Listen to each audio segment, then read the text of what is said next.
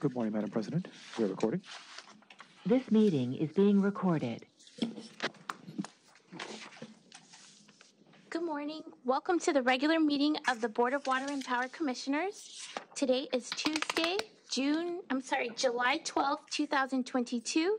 This proceeding is being broadcast on Channel 35. The exact broadcast times can be found by contacting Channel 35. General Counsel. Good morning. In addition to taking public comment in person, members of the public wishing to offer public comment may do so by calling 213-306-3065. Again, that number is 213-306-3065. And when prompted, please enter code 248-655-745-47. Again, that is 248-655-745-47. Members of the public wishing to offer public comment will have 2 minutes per item, or a total of 5 minutes for all items on which they wish to speak on. When speaking on public comment, please state the item number you are speaking on, or whether you are speaking on public comment, please remember to stay on topic. And if you are calling in, please turn down your computers so that we don't get feedback. Madam Secretary, I turn it back to you for a roll call. I'll now take roll. President McCLAIN-HILL. Present. Commissioner BARAD Hopkins. Present. Commissioner LEHRER. Present. Commissioner NEEMAN Brady. Present. Commissioner RUIZ. Present. 5 board members present and a quorum. President McCLAIN-HILL.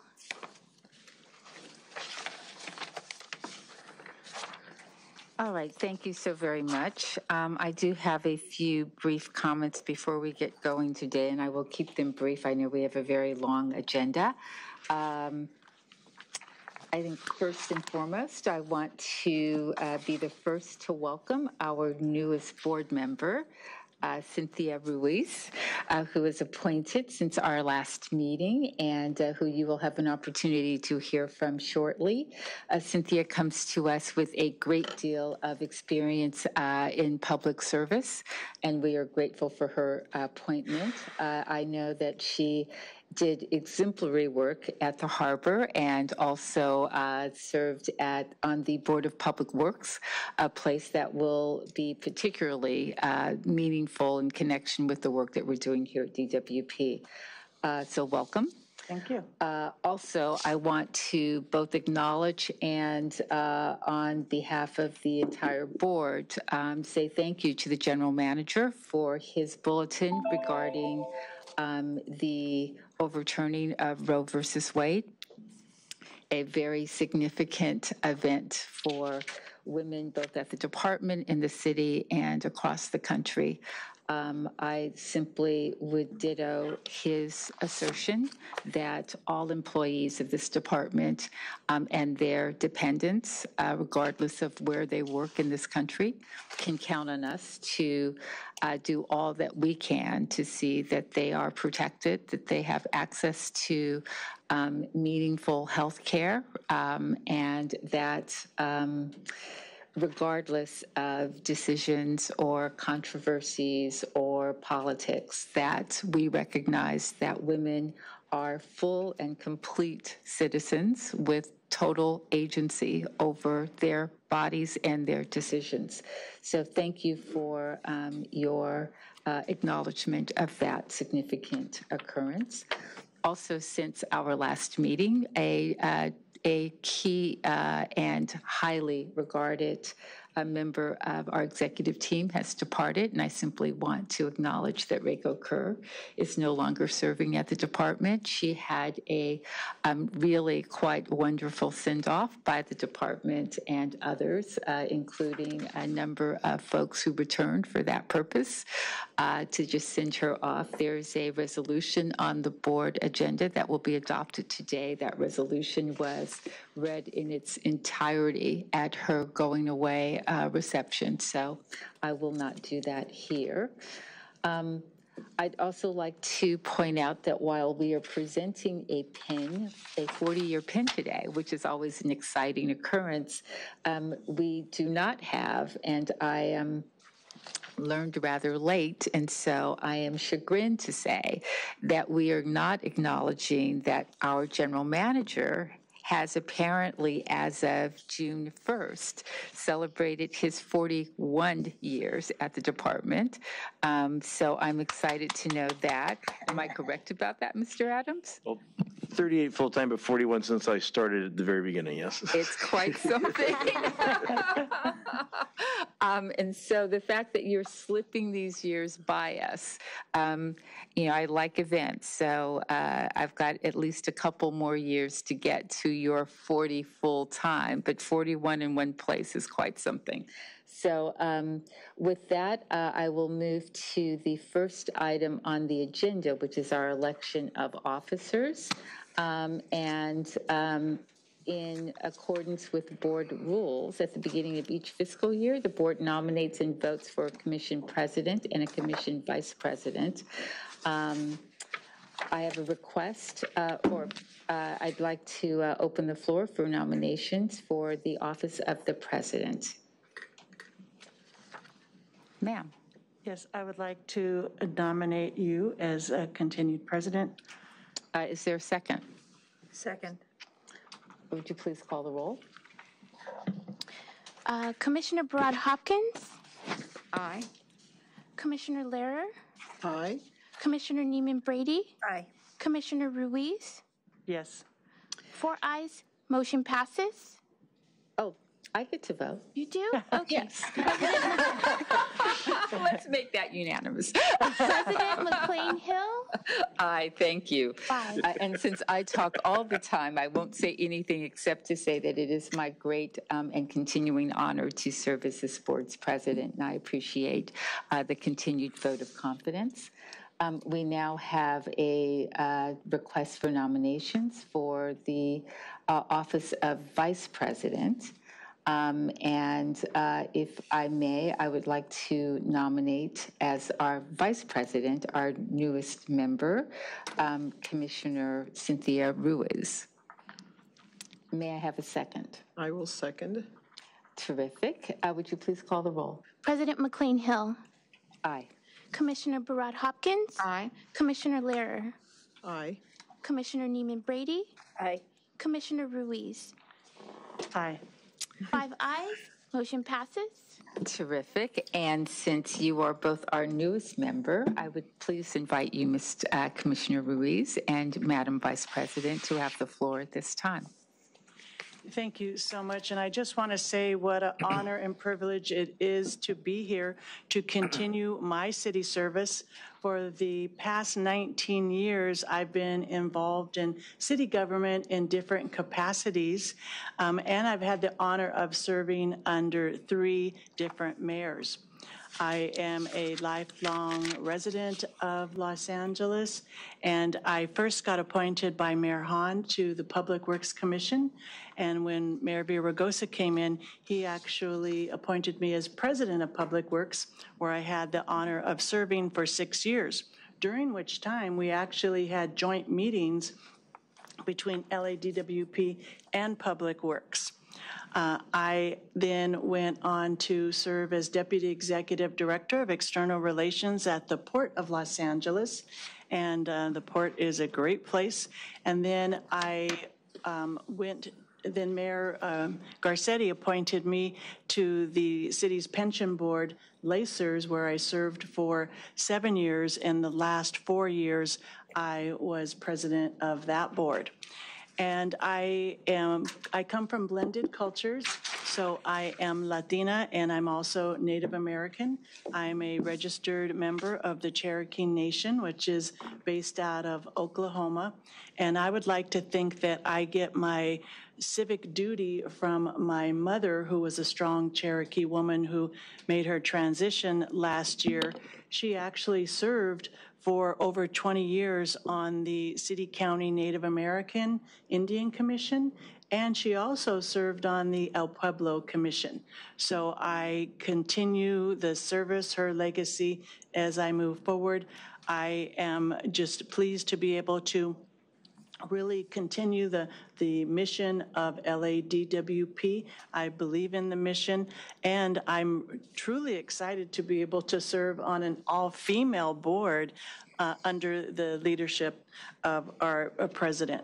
So I just want to say that I will do everything in my ability. I always act with integrity, and I do want to add value to the department, and it's a pleasure to be here. And in Cherokee, we say wado, which means thank you.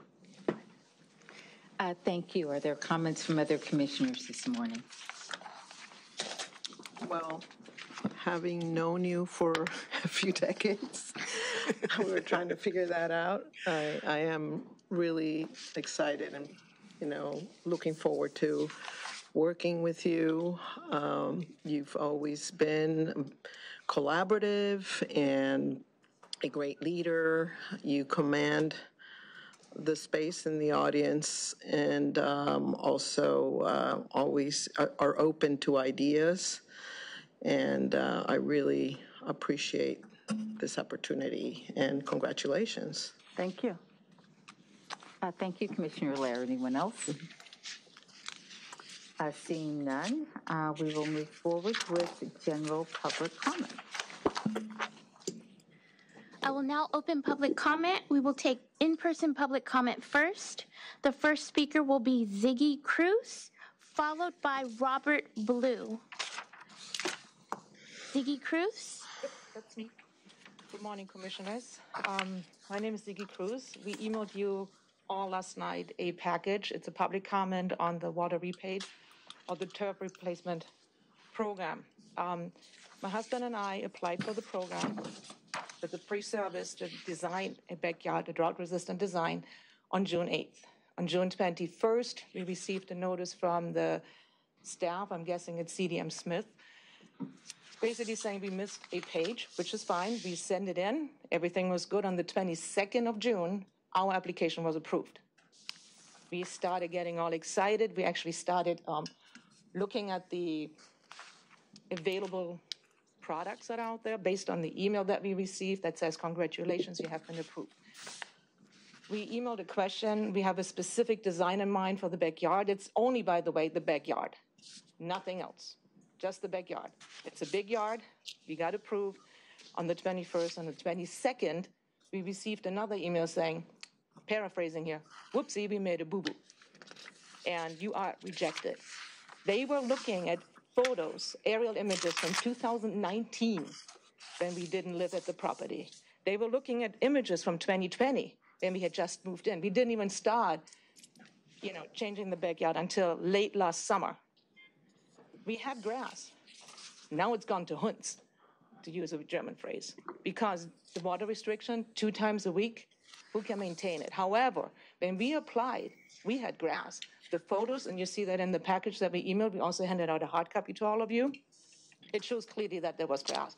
We will have witnesses, if necessary, to bring this forward. To make a long story very short, we reached out to the general manager's office. We spoke to Sandra. Sandra says, don't panic. Let's see what we can do. We're going to help. We're going to see. We're going to reach out to the water executive office. That was on June 23rd. On June 25th, within the 24 to 48 hours as promised, we didn't hear from that office. So we put down our objections. Again, if I may finish, because this is an item that affects everybody in the city of LA. When you get approved and then rejected. So the water department, or the water executive office, reached out on July 5th, acknowledging that they have received our objections to the rejection. Nobody bothered contacting us. So we reached out to them. I spoke to Mr. McCarthy. In a lengthy conversation, he offered to have a member of his team come and meet with us. Meet means meet in person, to walk an on-site, have an on-site visit to walk the property to take a look at what's going on. In the backyard, again, it's only in the backyard.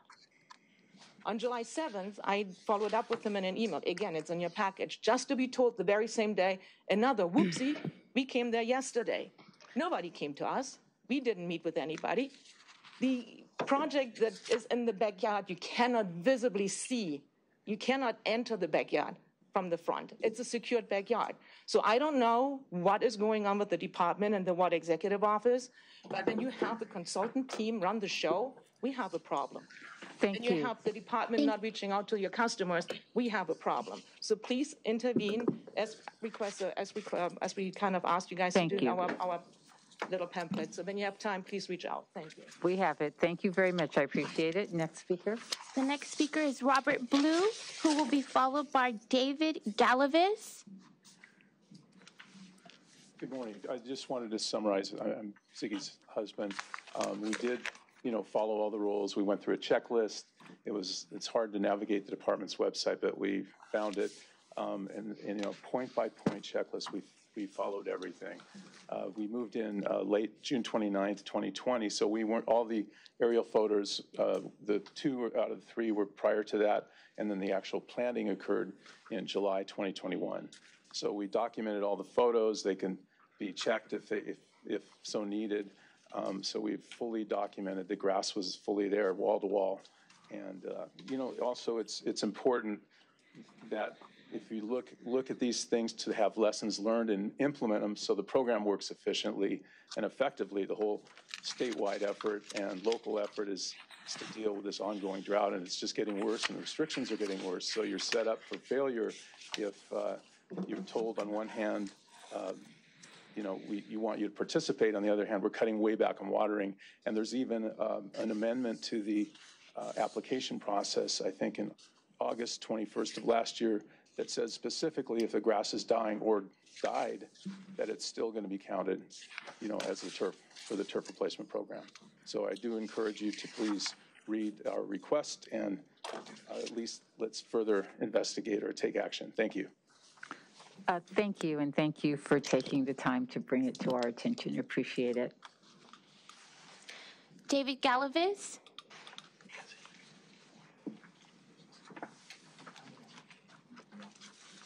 Good morning. I'm actually here on item 18. I can speak now or come back, whatever you prefer. Would you come back, please? Sure. Thank you. I will now take public comment by phone. The first caller will be Mark Dyer, followed by Dominique Eastman.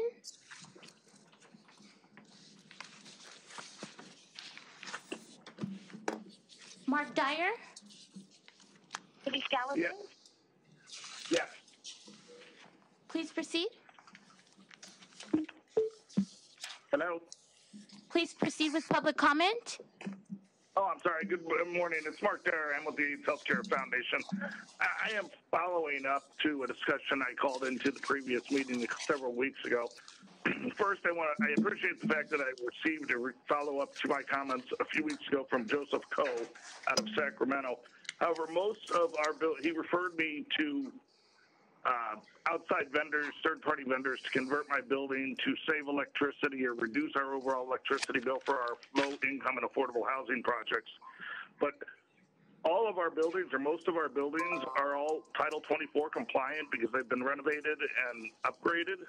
So I appreciate the fact that he referred me out to do that, to attempt to reduce the bill, but that's not the solution we are looking for.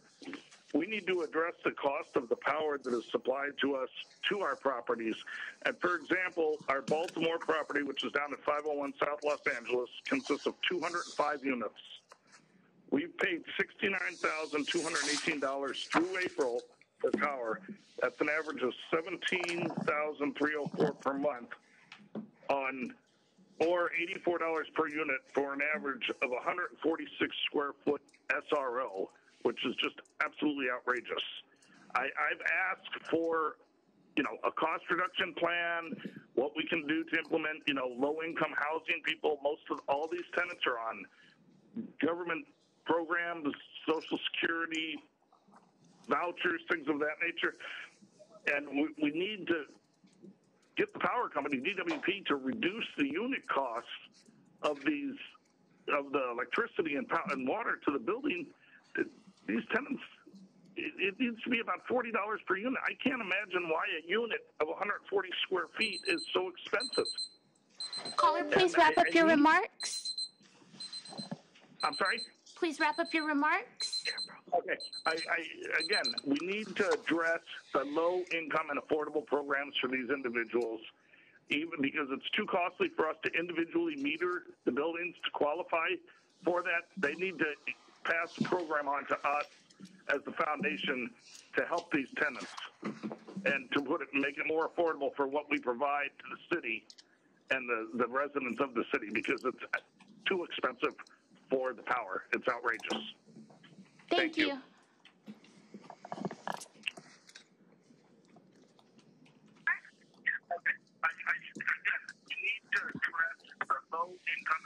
We will now take public comment from Dominique Eastman. It sounds like we're getting feedback on the recording.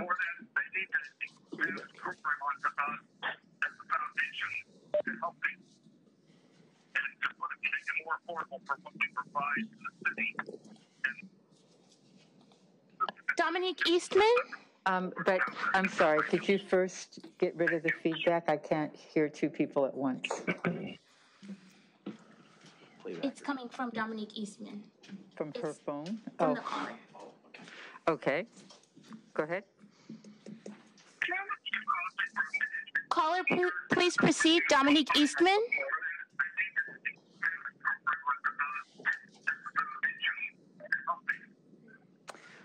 Why don't we move to the next person and come back to her?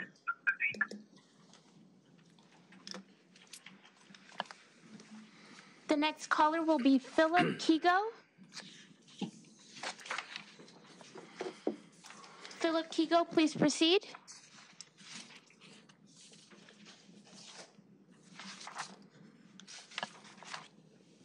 Moving to the next caller.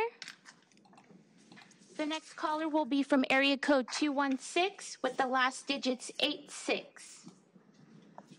Caller from area code 216, please proceed.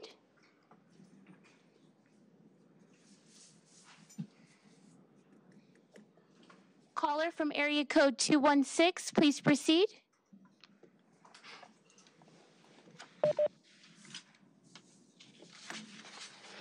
Caller from 216, please proceed. Moving to the next caller.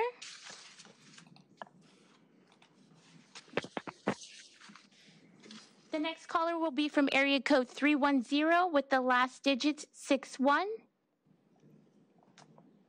This caller has disconnected. We will circle back to Philip Kigo.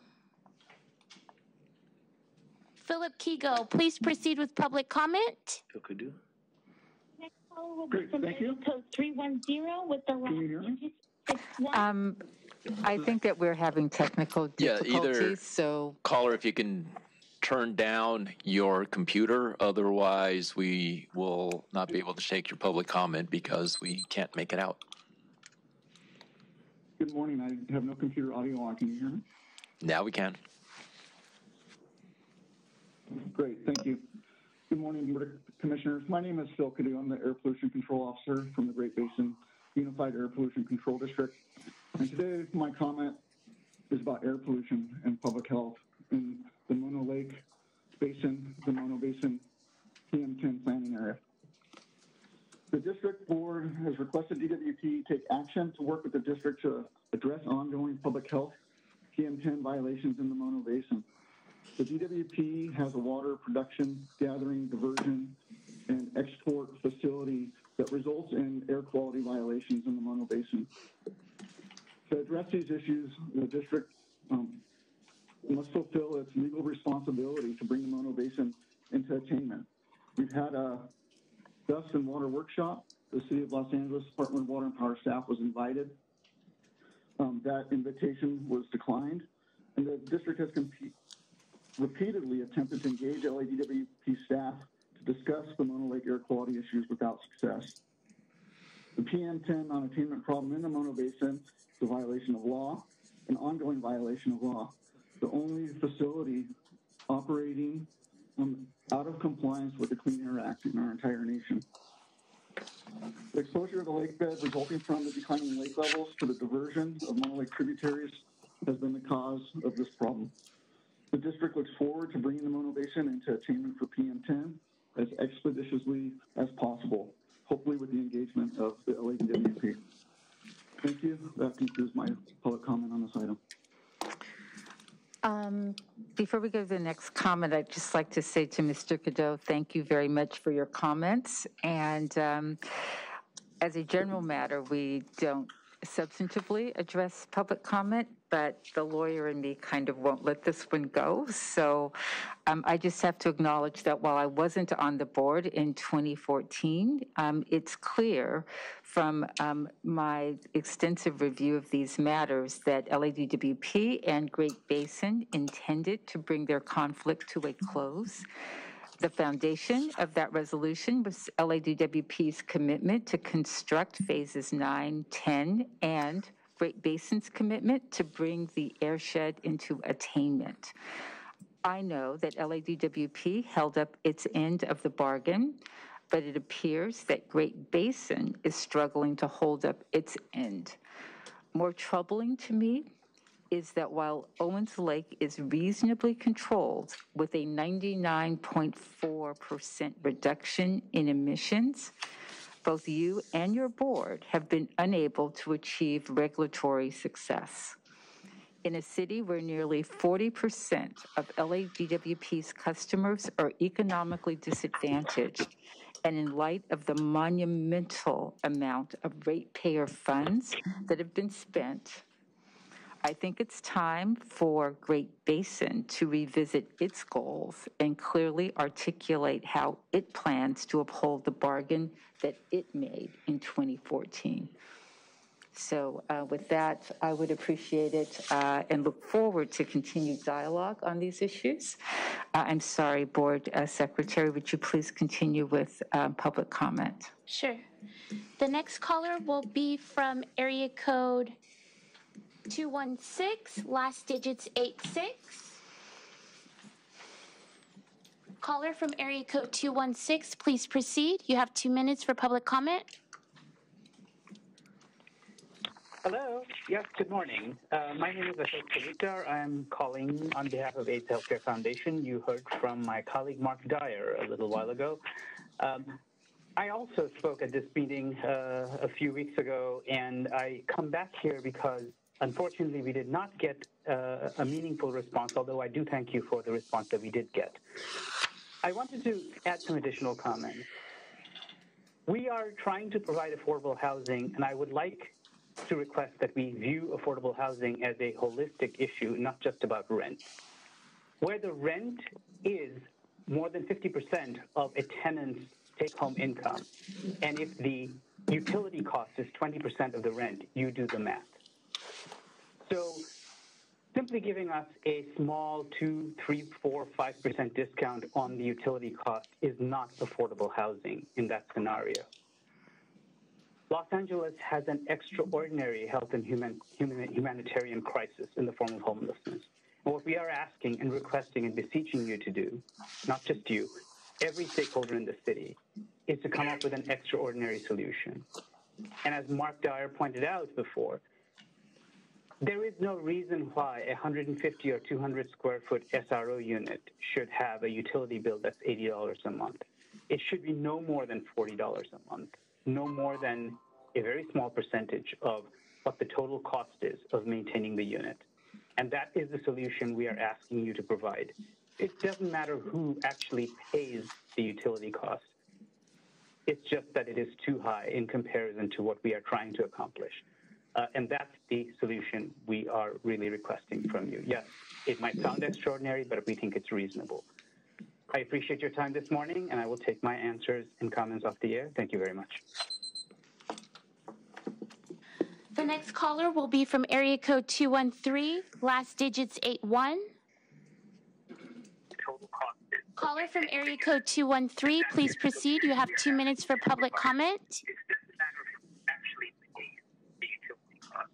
Okay.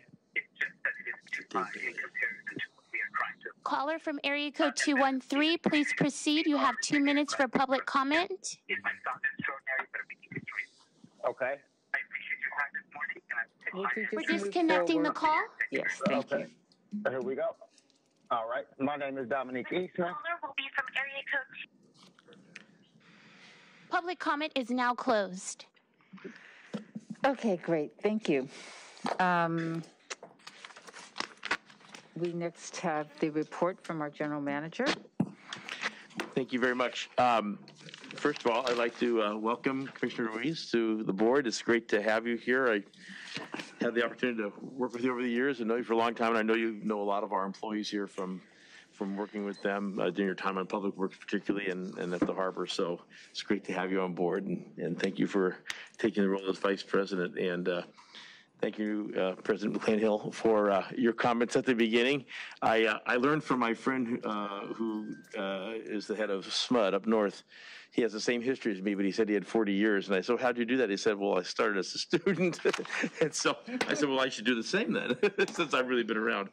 And I want to congratulate you again on being chair of this board. I don't know if the employees and the public realize how fortunate we are to have someone who's so dedicated to the department and spend so much of your own time in this non-paying position to really help shepherd what we do here and set us on the right course. So thank you for your leadership. We really appreciate that. I have a few brief things I just like to comment on. On June 30th, we had a ribbon cutting at the Hunger Spreading Grounds. Our board president and council president, Nuri Martinez, and I and Selmo and a lot of the water folks were there, as well as members of the public and the neighborhood council in the area who supported the project. The Hunger Spreading Grounds is one of the most important places we have to recharge the groundwater basin of the San Fernando Valley. And so it was a cooperative project, funding from the state, funding from the department, funding from LA County Public Works, working together to double the capacity of the spreading grounds to capture more stormwater, and so that we can help recharge the groundwater basin and make our goals of having more local water supplies. It was a great success, and I want to thank the water team for the work that they did on delivering that project. It was a very, very, very large public works project, and it's one of a couple going on in the valley with the spreading grounds. The other one is now at the county's Pacoima spreading grounds to do a similar type project and not only improve the spreading capability, but also the public amenities. I want to thank Nancy's crew for working in the Legislative and Intergovernmental Affairs Group, helped coordinate a very successful tour last week of the Colorado River. They went to Hoover Dam. They also toured our Lacey facility. It was an opportunity to talk about issues with publicly owned utilities.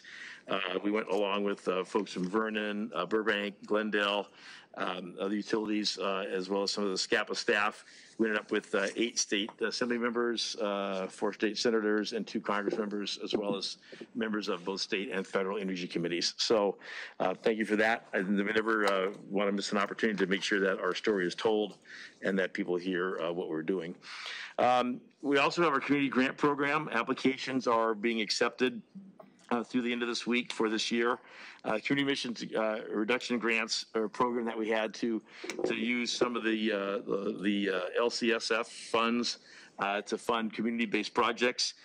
Just a few weeks ago, I participated, Pacoima Beautiful was a recipient of a $500,000 grant for Electro BC project. It was a pilot for electric bikes in the Northeast San Fernando Valley, and that was very well received, and that was made possible by funds from the department. And Nancy, you want to talk a little bit more about that program and what it means for our folks and how we're funding that?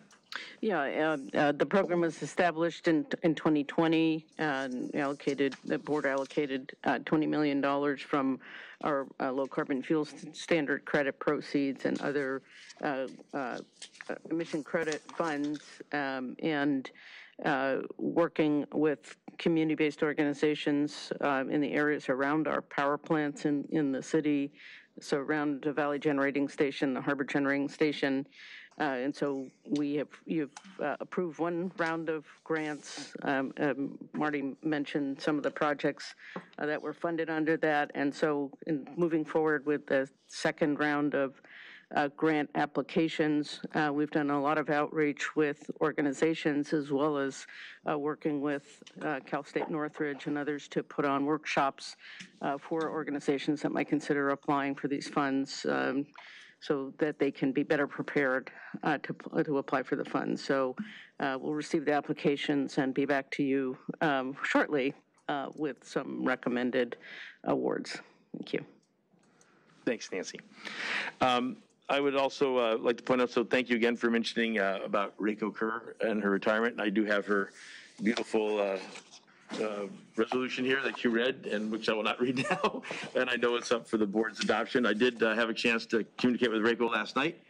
She's a little out of reach. She's moved across country. She's in Georgia now, and so, but she said that she misses everyone here, and the team that she felt so closely part of will never be able to be replaced in her mind or in her heart. So she really appreciated the send-off and the work that she did here. And for the board's information, all items for the power system in the meantime, while we're working on replacing Rayco's role, will go through Brian Wilbur. So he'll have a full head of white hair in a couple of weeks, but it'll be good.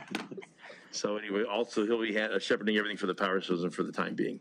So lastly, I'd like to turn over to Anselmo to talk about one of the biggest issues facing Southern California, or actually all of California, and that's the drought, and about the great job we did in responding to the call for conservation during June. And he can tell us about the efforts that we're making, and maybe Joe Romalo might also talk about the new advertising campaign that launched just last week. Thank you, Marty. So good morning, commissioners.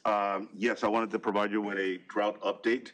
So as you know, starting June 1st, the city of LA went to 2 days per week. That's our phase 3 of our water conservation ordinance. Since then, I think that you will see from the information I'm going to provide that the city of LA has been doing an absolutely great job at it. First of all, like I mentioned, I think before, when the Metropolitan Water District took action on the drought, they provided 2 options. One was to go automatically to 1 day a week of watering. The other option, however, was to get a volumetric budget. The city of LA opted to go to volumetric budget, and I'm happy to report that for the month of June, the first month that this budget has been in place, the city of LA, DWP, was able to be within that budget. So we were able to stay within that. So we're doing a great job of managing, and this is a budget based on the state water project water, not all metropolitan water, just state water project water.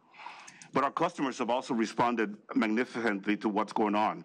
So I think it's because of the effective drought messaging, as well as the education campaign that we have. I can tell you that if you compare May of this year to May of last year, our demands went down by 3%. But when you compare June of this year to June of last year, it went down by 9%. So that is in direct response to our customers listening to the message and heeding our warning and also complying with the 2 days a week watering. So I just wanted to pass that information along because I think that's just fantastic news. From a water waste perspective, you know, we've seen an increase also in the number of complaints that we received.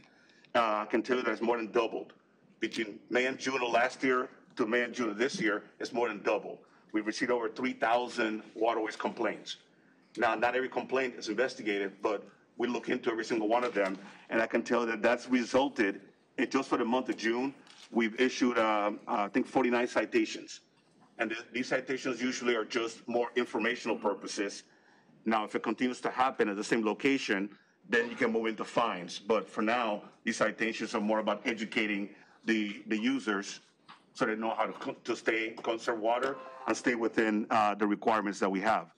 And Selma, what is the makeup of the citations? Are they both commercial customers, industrial, or are they just residential? This is a combination of all customer base, Commissioner. And this is mainly based on watering outside of the days you're required to water based on your address. So there's a combination of residential, commercial. I don't have the percentage breakdown for you. I can certainly get that information and provide it to you later on. Okay, thank you. Sure, absolutely. Also, turf replacement. I know we had a comment earlier about turf replacement.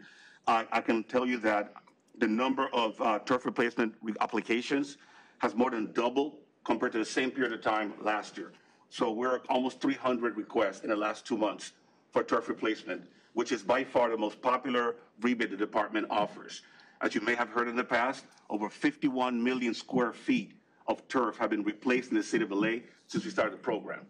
That's more so than anybody else. As a matter of fact, that is more than what the governor had requested as a goal for the entire state. It's all been done in the city of LA. So that's, once again, to the great effort of our customers.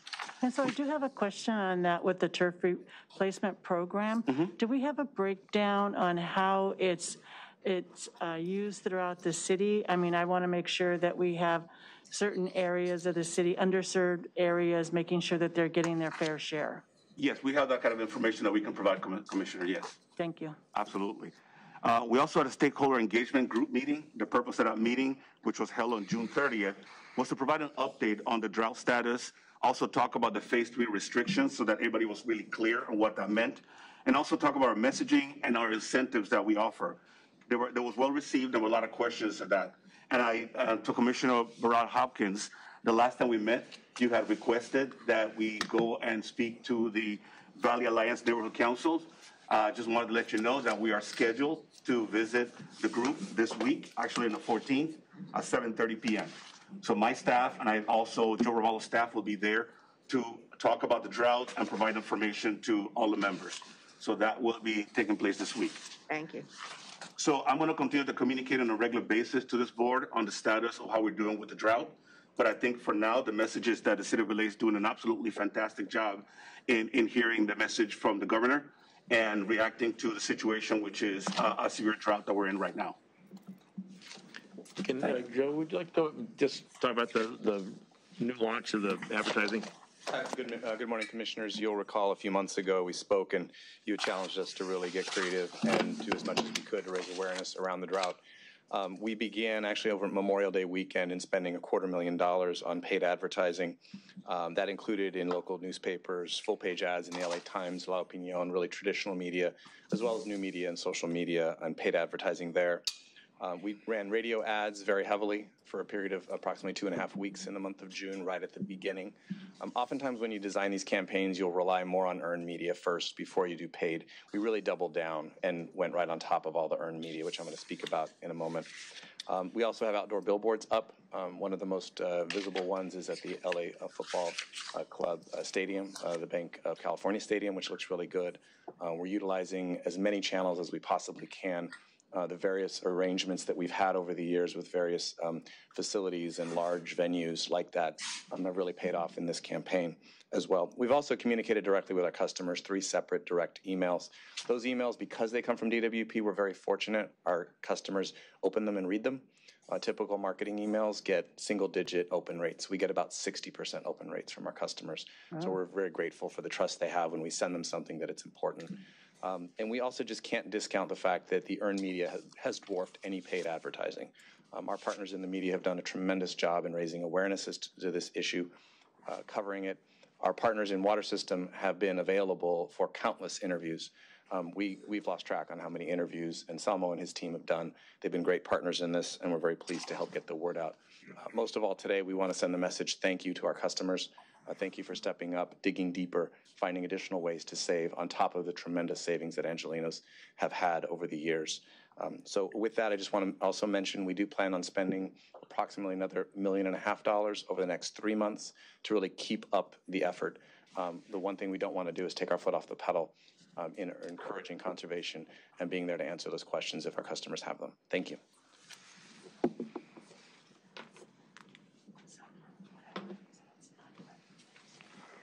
Marty, before you conclude your comments, there's just one question I had for you. Generally, you didn't do a COVID update, and the numbers from the reports that we get, that we had emailed, they're about half as bad as they were in the beginning of the year, and I was just curious how it may be affecting operations, if at all. So thank you for bringing that up. Yeah, our COVID numbers are pretty reflective of what we see going on in the community around us. Our numbers have been on an uptick. I look at both employees who are infected with COVID because those folks are off work, but also the number of contacts that we have isolated. And so to me, that represents the infections that are, or the transmission that could be happening in the workplace. And so while we're seeing an uptick, our number of employees that are potentially, we have potentially isolated because we're concerned, has grown a little, but it's not real large number. Still about 98% of cases are tracked to occurring outside the department, outside the workplace. And so that's held true. It's not been affecting operations. We've gotten very good at working remotely. And so even folks, when they have COVID, most of the time, unless they're really sick, are able to continue as much of their activity as they normally do. So it's not had a real detrimental effect, but we are keeping an eye on it. The masking rules remain in place. We're, trying to continue to keep people distanced. But I think that employees are able to separate and isolate. People don't crowd on the elevators. They've developed a new set of habits that I think are keeping people safer at work. Yeah. Thank you. Lastly, I'd like to, I'm sorry. Yeah, I just wanted to follow up on that. I was actually planning to mention it. Basically, having looked at some of the same numbers, what I noted was that the number of reported cases of employees for June was as high as it's been. It's the second highest month since COVID initially, since the initial COVID outbreak back in March of 2020. And I only point that out. I mean, obviously, we've got a much better handle on both treatment and vaccines and things of that nature, but the fact of the matter is the pandemic has not ended. We are experiencing yet another serious wave in Southern California, hence the mask mandate for indoor, the continued mandate for indoor masking as a means, to Nicole's point, of seeking to limit spread and limit workplace impacts as a result of people getting sick. I know it's, everyone's very tired of it all, me included, and there's nothing comfortable about being indoors in a mask, but among the strategies that I think we, are clear that we have to adopt so that we can continue our activities as robustly as possible is to maintain basic basic protections and basic protocols. So while we will continue to meet, we will insist that that people be masked during meetings and appreciate everybody's continued vigilance and also continued resilience in the face of what has proven to be a very long and very trying period for the nation and for the world. So thank you for that, and thank you for the question. Marty, go ahead. So thank you. So last, I'd like to turn it back to Anselmo to recognize one of his water system employees who's here to receive his 40-year pin. Thank you, Marty. And I have a lot of pleasure in this next item. I wanted to recognize one of my employees, Mr. Kevin Brown. Kevin Brown, and Kevin, stand up, please, because I want people to see you. And actually, once you make your way up this way, too, so I can embarrass you publicly here for a minute. So Kevin has announced that he's going to be retiring at the end of the month. And what's even more astounding about that is the fact that he just completed 40 years of service. And this is a true example of the caliber of people that we have in the water system. And Kevin certainly has been a great role model for many. So if you would allow me, I wanted to say a couple of things about Kevin, because I think he deserves it. First of all, Kevin started working for the department on July 1st of 1982 as a civil engineering assistant. Then he promoted to civil engineering associate, which is a supervisory position at the time, in 1986. After years working in different groups, he promoted to waterworks engineer, which is our second level supervisor position in the Water Engineering and Technical Services Division. That's in 2002. And then in 2018, he promoted to the position he's got now, which is the managing water utility engineer, and he's responsible for the construction support group.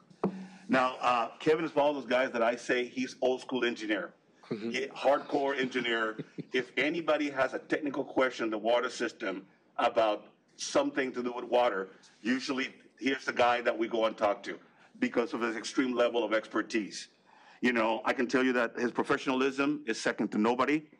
And there's a couple of things I wanted to mention that he's worked on during his career, and this in the last couple of years. He was instrumental in working on an automated paving and saw cutting system, which is used by hundreds of employees to make sure that we get the work done on time, but also that we're able to make the payments that we need to on time as well. He's also an expert when it comes to specifications and materials. The work that we're doing with installation of Kubota pipe, which is earthquake-resistant duct iron pipe. A lot of it has to do with the great work that Mr. Brown has done, as well as work on our vault covers and our pipe coating as well. So I wanted to congratulate Kevin, let you know that we're going to miss you. Thank you for 40 great years of service. And I believe the board president has your 40-year pin that she's going to give you. And what I'd like to do while the commissioner makes her way around is all your co-workers, including your director, if you guys could stand up, because these are all the people that came here just to say thank you to you, Kevin.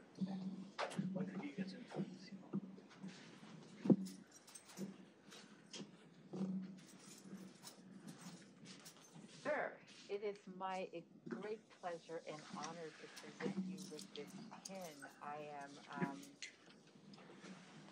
always quite humbled when I have the opportunity to address one of our longstanding employees. Now, don't tell me this is going to be too hard for me to pull off. So many times, those of us who sit in rooms like this get all the glory when we really owe a tremendous debt of gratitude to people like you and your tremendous team for all of the work that you do to keep both the lights on and, in your case, the water flowing in the city of LA. So thank you so very, very, very much for your service here. And I am always very unhappy to see people getting close to retirement. Do not leave us. Whatever you do, stay longer. Sir, thank you so very much.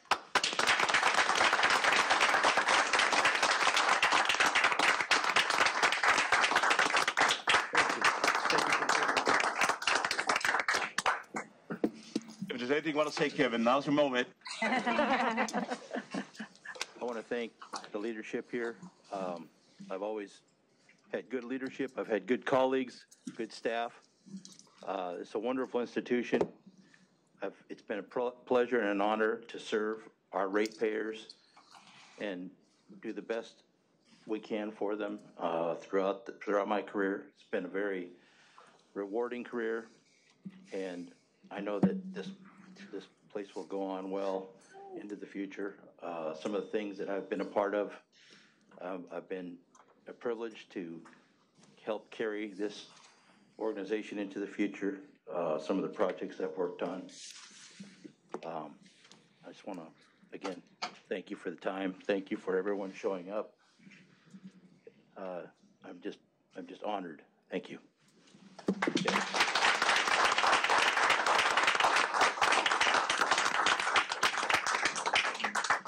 Again, sir, thank you for your leadership and for your mentoring of the next generation of leaders at this department. We really appreciate you. And I have to step up. Okay. We will, with item F, introduction of motions for future consideration.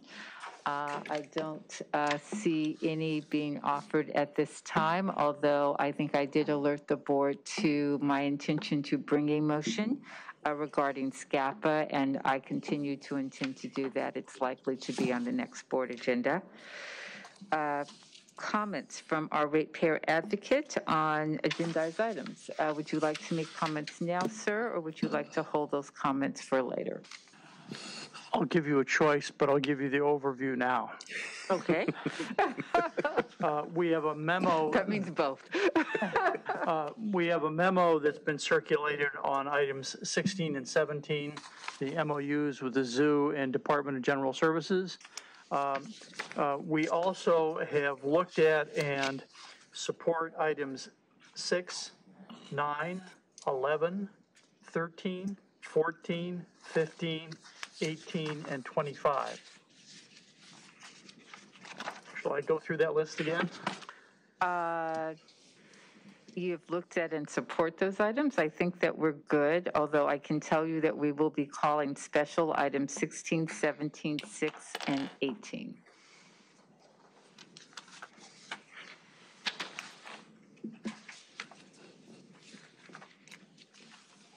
Does that conclude your comments for this time? Those conclude my comments. Okay, sir. Thank you very much. Do we have any impact statements from neighborhood councils at this time? No community impact statements or formal positions were filed by any neighborhood councils on any of the items on today's agenda. Thank you. I have a request that we hold item 6, 16, and 17 And we have public comment to take on item 18, so we'll be hearing that item special as well. Is there a motion for approval of the remaining items? So move. Is there a second? Second. Would you please call the roll? President McCLAIN-HILL? Aye. Commissioner Barad Hopkins? Aye. Commissioner LEHRER? Aye. Commissioner NEEMAN Brady? Not present. Commissioner Ruiz? Aye. 4 ayes, motion passes. Great, thank you.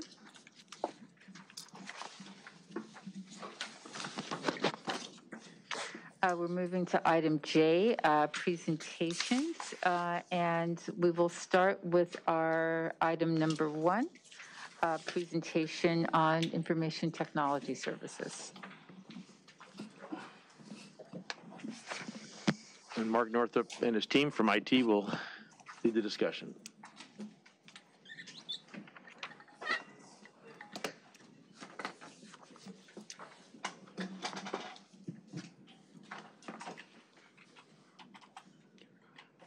Yeah, we can go, yeah. Okay.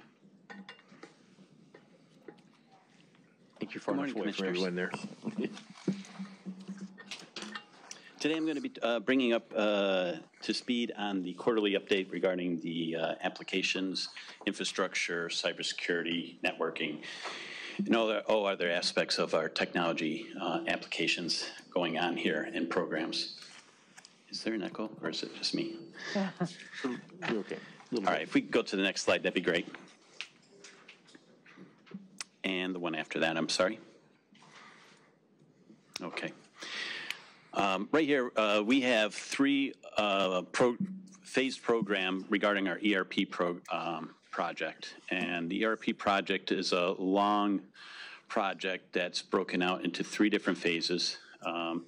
And currently 2 are really underway and another one has just started. So phase 1 and phase 2 are both well into the program, and phase 3 is in its beginning phases of it, and will start ramping up even more so shortly.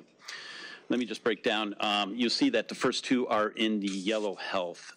We are keeping a very close eye on these. Some of them have been slightly delayed, but I will tell you that the senior leadership team, meaning the executive sponsors of these programs, are very much involved with the leadership teams on the grounds running these programs. Phase 1, the IVALUA pre-procurement implementation, has been delayed. Its current date for running into production will be October. Originally it was December. We had to re-baseline due to some technical issues that were experienced and some regrouping on the resource side of our vendor that we had chosen. Things have been resolved. We are making progress. It is not an easy project. I will tell you that there's a great many difficulties associated with this, but I will tell you that the business team under the leadership of Aaron Henning has been phenomenal in the implementation of this and making sure that this program does not get implemented without with any kind of mistakes or issues or roadblocks that would prevent us from operating the system when it does go live. We do expect that the UAT testing will begin shortly, which is the final stage before it goes to production. We have some what I'll call blockers. And when I say they're blockers, there's things that we would never go into production with unless they are resolved. So we're working through those right now. We have daily stand-up calls with them, and I just want to make you guys all aware that we and myself, including Aaron, are on the call with these with the vendors daily to discuss these and make sure that they're tracking to be finalized and approved before we go into production. Phase 2 is our HRMS system rollout of Workday. This too has been teetering in the yellow, and I will say it's teetering on the red side for Project Health slightly. The team is working very closely with our vendors as well as external teams that are causing slight delays. And I will say the delays are good delays. And what we're doing is right now we're in the architecture phase. So we're designing what the program will look like when it rolls out. Our ERP system is very complicated. We are uplifting what we have today and putting in a system that is going to modernize and transform the way we do work. The interesting thing about this is that with such a system, the systems that have been put in place require some really great decision-making on behalf of the business folks involved. And that is really what the blockers have come down to. It's decisions that are not easily made. Some of these include our disability benefits, retirement, time tracking, and we're having very good discussions with all the stakeholders involved with these. But it is delaying us slightly. We've had a delay in our schedule, and that's the main reason what's happened with our program right now. It's been a delay in the schedule of getting the right answers. Except that you're saying that this is because we've been, again, as you know, these are items that have been on deck for a very long time, and they have significant business repercussions in terms of the ability for the organization to function in a streamlined and in a more effective way. So the target now is January 2024. You said that we're bordering up against red, we're in yellow.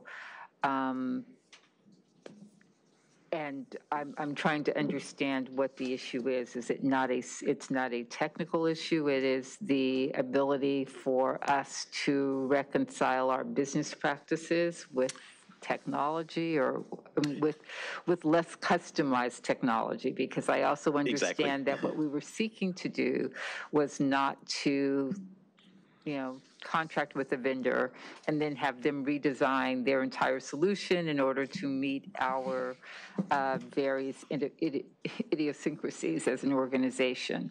So, so is that the delay? Yeah, that is exactly it.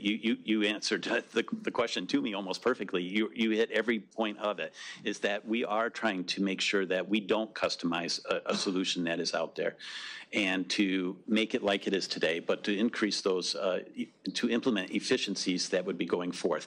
And some of that requires us looking at a different way of doing some things, and to make sure that information is shared properly between systems, and that we also maybe potentially rationalize systems. And what I mean by that is that we might have multiple timekeeping systems, and we're looking at trying to get to just one.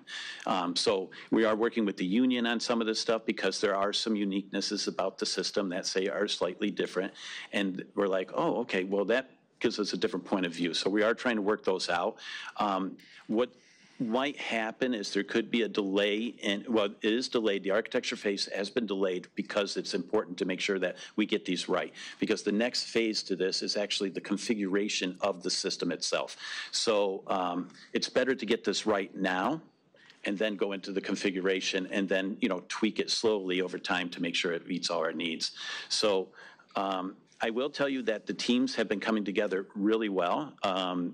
Some of these discussions have had multiple discussions over and over, because different points are brought up, but we're ironing out everything. And I will tell you that Ann Santilli, myself, and Andy Kendall, and Aaron Henning are all on board with us to work to get these ironed out, and with the teams, and make sure that the right people are at the table to make those decisions and then move on. So, we are keeping a very close eye to it. I'm going to be honest with you. I spend a lot of hours a week talking to my team about this, and I know that the other stakeholders that I just mentioned are also spending a lot of hours with their teams talking about this. So it is one of our, most expensive programs out there. It's in the $140 million range. So it has hyper laser focus on it to make sure that we don't go red, and that we make sure that everybody comes to the table as necessary. Well, I'll be interested in understanding what it will take to get these two projects across the finish line and done in a, in a successful way from a resource perspective. And I don't just mean money, I mean, sort of time and attention perspective. The frustrating piece of this is that every single thing that every time we fail or are delayed in bringing our technology to a sort of 21st century level, we are forcing the organization to continue to operate in a subpar manner. And that just means we're spending a lot more time and a lot more money delivering delivering results that are less optimum. And it is the kind of thing that sometimes you can get away with in the public sector, but it is not the kind of thing that you can get away with if you are in a competitive business market. And while we don't compete for our customers, so to speak, we nevertheless should be offering them the same level of efficiency and the same level of economy that they would get if they were someplace else. And all of these issues, in my mind, will begin to come together as we start to have a meaningful conversation around rate structure and cost associated with our plans. So I'm particularly focused on these projects because, again, they've been around for so long.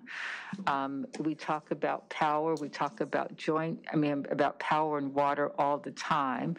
But if I recall the last budget, joint systems is huge. And the number of employees that are in our joint system is very large. And these projects, are the projects that support that work, in theory, in service of the rest of the organization. So this is just not acceptable. And that's kind of, I will let it go, but I will be looking for more frequent updates. And again, what you measure, you achieve. And I don't believe that we can afford to not get these systems up and done. No, Madam President, I share your same beliefs in what you just said there, because just because we're the public sector does not mean that we don't owe the Angelenos the best systems, the most optimized, cost-efficient, and I'll just say most resilient systems out there. And I agree with you. I think that if you were to talk to any of our group, we're all on the same page on this. I think I resonate that in all our meetings to say it's, the word I often say is it's not acceptable, and we move forward. So the teams are working hard. I will give you more frequent updates on this so that you can have an understanding of where we're going and where we're tracking for this. Okay. Moving on to phase 3, I will tell you that that is going fairly well. It is tracking well at this point. The plan phase is underway, and they're making some good progress there as well. Could we go to the next slide, please? What was the targeted end previously for phase 2? Phase 2 is January 2024. Is that the same? Has that always been the targeted end? That is correct. Okay. At this and point we're in time, just not clear we're going to meet it. We are, that's the thing that I'm hyper-focused on a little bit, because I'm worried about what the delays in the architectural phase may or may not impact that. So we're trying to figure out how we, can keep that in scope with the timeline that's already been dedicated. We don't want to re-baseline. That's the word we often use, where we now take the time frame and then move it out because of situations, issues, or anything like that. So there's been talk about that. I'm adamantly saying that we try not to look at that as an option and figure out ways to correct it and rectify what we've lost in time so that we don't have to move that date out. So I will provide more frequent updates on you and to you and the rest of the board to let you know what's happening on that. Okay. Customer technology projects, some good news in this area, as well as some items that we're working hard towards. You'll see the level pay, is right there, and this is now targeted for an August release. We are on track with this. It's slightly delayed only because of UAT testing. I had this discussion with Ann Santilli yesterday. It's imperative that everything that comes out from a billing perspective is tested through and through. We would never want to have a recurrence of something that occurred many years ago, which we won't need to bring up. But we are adamant about the testing of this, and Ann and I literally just talked about this yesterday and said that, you know, if the UAT testing goes well, then it will be rolling out towards the end of August, early September, depending on the weekend, because that's the Labor Day weekend, and we're trying to find a weekend that we would roll this out. And then there's educational aspects of what level pay would mean to the, you know, the customer service group and how they handle it in the questions that would come in from the customer's perspective. So that's going very well. Right now, we expect that that will hit the end of August, early September timeframe. The end of moratorium and service disconnection, this is really underway. We're currently prioritizing the C&I customers, the commercial and industrial customers first, with arrears. I was speaking with George Raphael about this extensively. We are working with all the union members to make sure that the field collectors can actually process partial payments with residents and small businesses in the field. I mean, there's a lot of coordinations going on with this, and the communication behind it, as George was explaining to me, and this is you know, an area that he explained extensively, is that there's a massive amount of outreach and of communications to different organizations and communities about what this is going, you know, what's going to be happening, so that there are no surprises in the field. And they are going to target, and I'm quoting, the largest arrears first, and encourage payment arrangements, and, as I mentioned, outreach to community organizations as well regarding this. So what does this mean? Does this just mean that you have phase 1 manual, phase 2 automated? Does this have to do with the technology component of achieving this objective? That's correct. Because this item will be back to the board well before September in order to deal with the policy component of that. Absolutely. Okay. Absolutely. Debt relief, we just completed another debt relief. This one was with water and wastewater arrearage payments. I want to say that that was $60 million that was distributed among our customers. To understand what we have done, this is extensive also.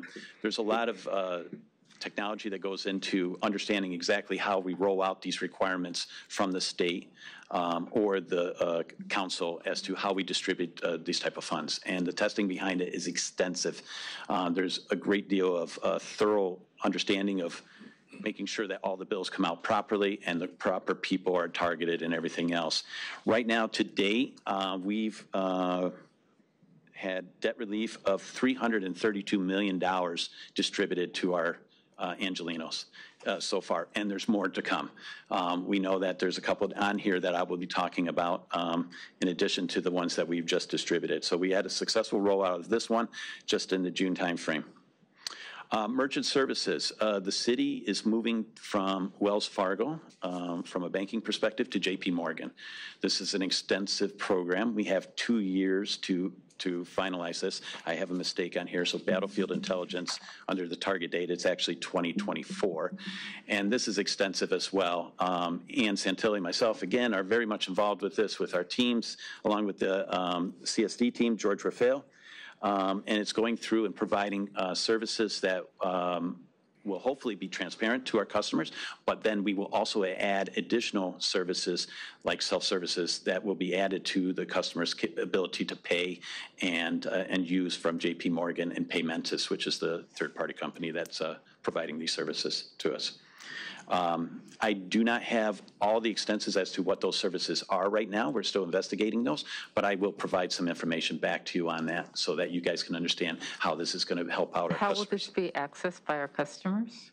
I'm sorry? How is this going to be accessed by our customers? It's as is today.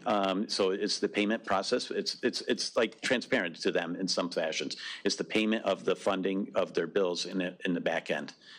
So. What we're doing is we're just moving banks right now, so we're trying to make it transparent. I'm just trying to figure out how that matters to our customer. Well, what we would be doing with under JP Morgan and Paymentus is we're going to be adding some new additional services that might not be available at this point in time, which unfortunately I do not know the details of those too well. Okay. Next slide, please. Itron Field Collection System. This is a fancy name for our cash register. This is how our field meter readers feed the meter reads from the customer into a system that then gets transported into our CC&B for billing purposes. It's one of our mission critical applications, and right now we're just going through an upgrade. It's going very well. We're just doing some additional testing. It's in the yellow stabs because we're constantly keeping an eye on it. There's been some, newer technologies that have come out. There's been a newer upgrade. There was a decision not to go with the latest and greatest upgrade, but continue with the one that we're testing originally from, and we're going to move to another one at another date. But otherwise, it's going very well. And again, this is the feeder from the meters to the CC&B billing system going forward. Water and power securitization bonds. We are in green here. We are looking to roll this out next year. We're still gathering requirements from the business. My understanding as of today, those requirements are coming in. We're reviewing them, and we're anticipating on how to roll this out to the customers. I'm confused. What is this? It says ITS and FSO. So is there some, what is this?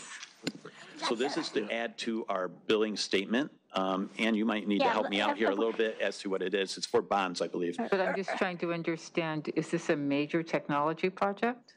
It's a major change to the billing system. Okay, so that didn't answer my question. Is it a major technology project? Is it a standalone technology project? Is it combined with some other systems? No, it's a standalone. You're correct. It's all within the customer care and billing system. That's kind of what I thought. But to do this, we have to create a separate line item on all of the bills that would be impacted. So it is a lot of work to do. So it is something I think we're tracking, and we want to make sure that we're able to do it, because we came to the board, I think, back in 2013 for the rate reduction bonds, and one of our challenges was getting it to be billed through the system. And so since that time, we've been moving forward. No, but it's confusing to me. So when you say that you're upgrading something, it's the CCB that's being upgraded? Yes. Because I wouldn't think of it as water and power securitization bonds.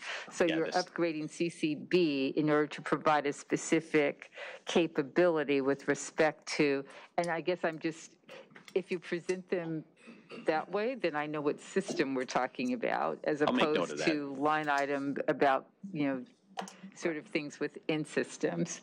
Okay, that's fine. And then the meter management data, and the same with the field collection systems upgrade.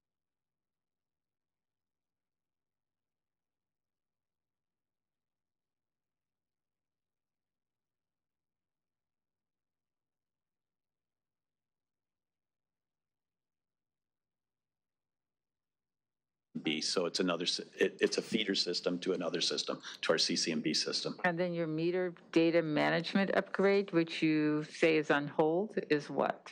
So our meter data management system is the collection system utilized for smart meters, the AMI meters. That information is currently on hold because we're re-architecting the distribution automation program. Yeah, I was going to say, is that related to the distribution automation? It is. Right? And absolutely. So does this, it's just not something you have to do right now, or is this signaling that I should be looking at the other system to see that project's on hold, or there's some delay or something, or what is this? So yeah, that project's not on hold. This is just the AMI portion of it is at the end of this project. So right now it's the communication system, then the DA portion of it, and then the AMI. Okay. Yeah, that's correct. It's nothing to be concerned about from the DA project perspective. What it is we found a better way of actually maybe performing the meter data management implementation. So that's the reason. We're re-architecting and looking at the technology to reevaluate. You've got a lot of pages. So I'm trying to understand vis-a-vis these pages, which of the systems are the systems that we should be, that are critical systems that we should at this level be following or tracking, as opposed to the things that are simply, kind of more or less, let's say we have A, B, and C priorities. I'm curious about the A priorities as it relates to impact on our operations.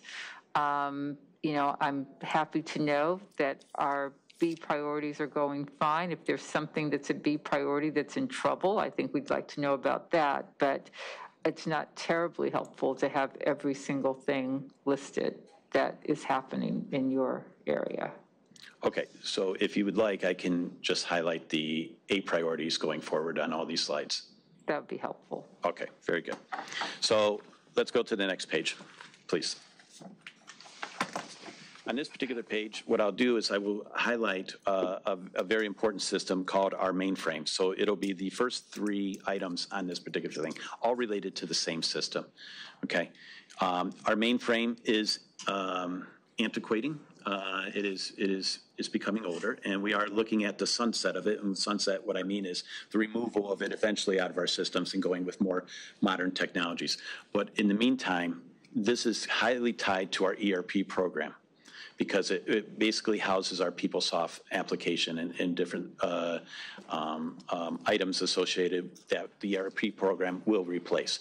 So what's happened with these 3 items here, and I won't get into the technical details, is that it is end-of-life technology.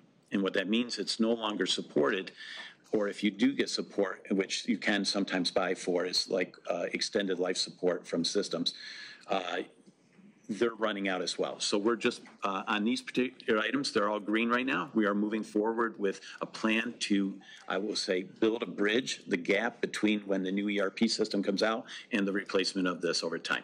So we're all good there at this point in time, but I just wanted to make you aware of, rather than get into the technical details as to what exactly is happening. But that is a very important project because it needs to be maintaining our current systems and how we operate. So that would be an A in the infrastructure aspect as well. Another one is the very last one. It's called the VDI. It was virtual desktop infrastructure. This gets into the area of where we will allow individuals to be able to access their systems remotely more securely, right? With the pandemic that's going on, we just got an update where we're seeing a rise apparently in our area. What this allows for is to people to work remotely on secure systems, log in without any kind of security issues, right? So if you were to go home and try and log in with your computer to our network, we would be concerned because you're just not sure if your daughters or someone else in your family or sons have maybe potentially put a virus in your system. This way, this locks you into a computer system through a virtual network, straight to a system here that we can manage and control. So therefore, it's kind of just like looking through your TV and working on a system, but not at your desk at home, but really a desk here in our building that's very secure. So that's another program that's underway, and that allows us to work remotely and telecommute more effectively anywhere in the world for any of our employees. That's going very well. Could we go to the next slide, please? Under network, if I were to look at this real quick and try and find out one that's important that would be in the A list, I would be probably under the improve the IT network security. Right now, we are working on different ways of protecting our environment. We are constantly scanned by external organizations, groups, individuals to find weaknesses in our infrastructure that could may be compromised. So we are constantly upgrading things on this, and one of the things that we're working on is a thing called a firewall.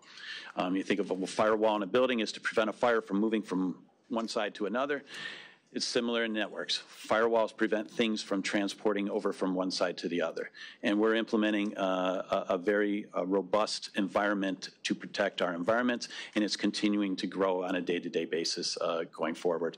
I will tell you, our infrastructure is constantly being upgraded, enhanced, and everything else. So I'll skip over all these other areas, but our telecommunication network is improving so that we can perform better and more efficient operations. And we're reaching out to different sites that water and power need constant communication to. That's been, I'll say, lacking capabilities at this present time. So my team has done an excellent job in producing new results for them with new technology to allow them to communicate better with especially remote sites.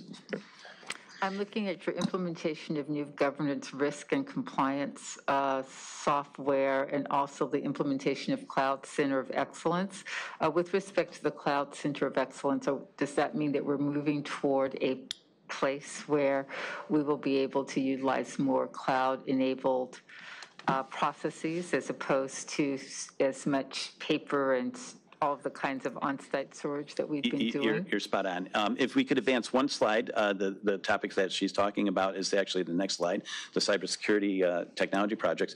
We are approaching, exactly as you said, a cloud-first, and I'll call it cloud-smart approach, meaning that where a cloud application does do things that are either cheaper or more effectively, we will approach that first.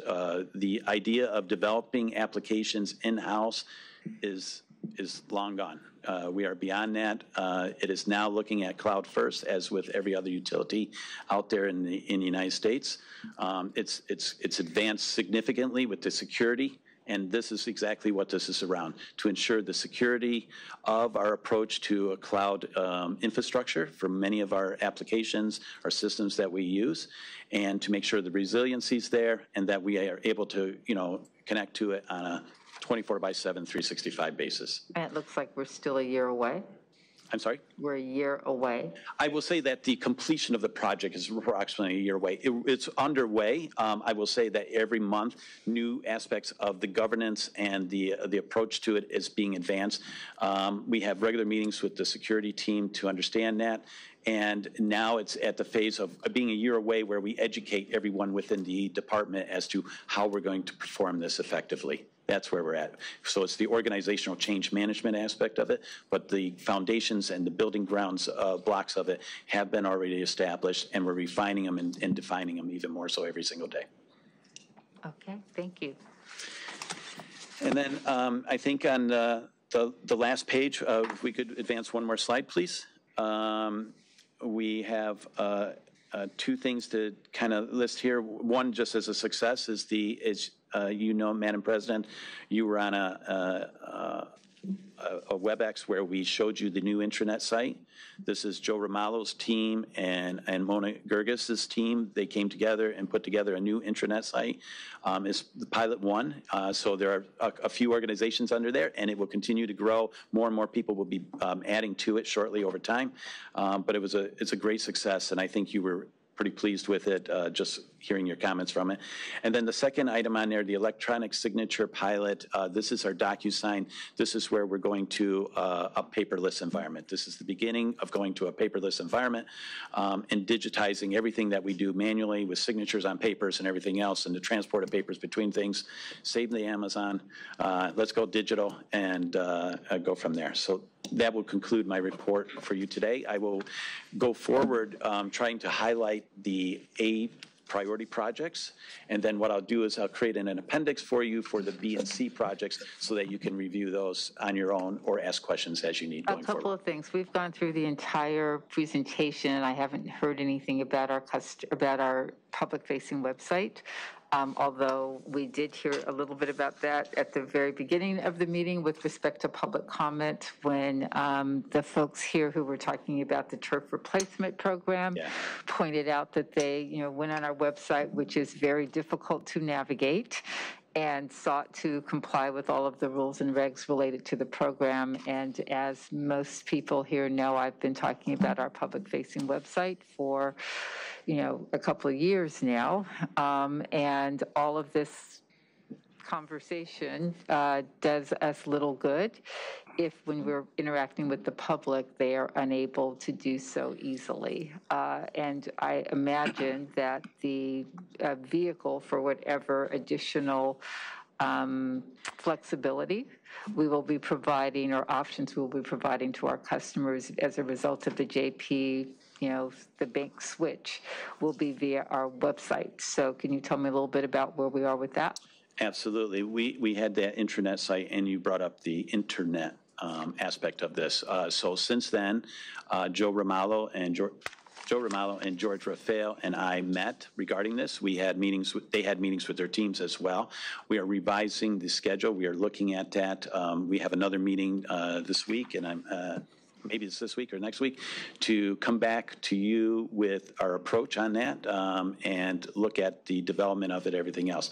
The RFP process has been defined out. We are now looking at a, I'll just say, reducing the amount of time that the RFP is taking to see where we can find some shortcuts in releasing it sooner and go forward with that. So I just want to say, Marty, you know, we talk about customer first over and over and over and over again, but the things that aren't getting kind of the level of attention and priority are the things that our customers are interacting with. And I am 100% on board and talk all the time and have been a big champion of the efficiencies created by the, you know, smart and urgent investment in our technology. But it is just merely, it is mind-boggling to me that we're sitting here now, gosh, this is my third, maybe fourth, going on fourth year on this board, and we have yet to upgrade a website that is a rank embarrassment. And I just don't, I mean, it's not even part of the presentation. So it just seems to me that that is a priority, that is something that we just need to attend to, and it just cannot be this difficult. And then with respect to the electronic signature pilot, I mean, again, we've heard from people in public comment, you know, talk about having different, you know, wet signature requirements depending on who they're dealing with in the department. So some programs require, you can do some electronic, some have to be in person. You don't, I mean, they have to be wet, it's unclear, et cetera. How we interface with people that are looking to us for service, we have got to get a grip on and have got to put that front and center and have got to make that better. The rest of it, all of the great work and all of the great programs and all the great stuff we're doing, if it's hard for people to access or to communicate with us or to work with us, it really does take a lot of air out of that balloon. Madam President, I had a question. You were referencing an RFP that's coming out. What RFP is that? That would be for the development of the intranet site. So having the intranet is internal. No, intranet is internal. Internet would be the externally facing. Okay. Yeah. And so as we, you know, I couldn't agree more with our president. And I think that if we are looking at redoing the internet, I think that we need to develop focus groups to make sure that we're meeting the needs of our customers. And I think that should be part of the RFP that goes out. Whoever is going to handle that, make sure that they are getting input from the people that we serve. I will speak with George Raphael, who's in the customer service delivery group, about that. We are engaged with a third-party consulting firm that is had focus group meetings with our customers, and there's been some really good feedback. It's an ongoing project right this moment. I'm not one to speak to the great details of it. That would be under George, but excellent point, so I'll bring that up with him and we'll get back to you. Thank you. Any other questions or comments about this report? No.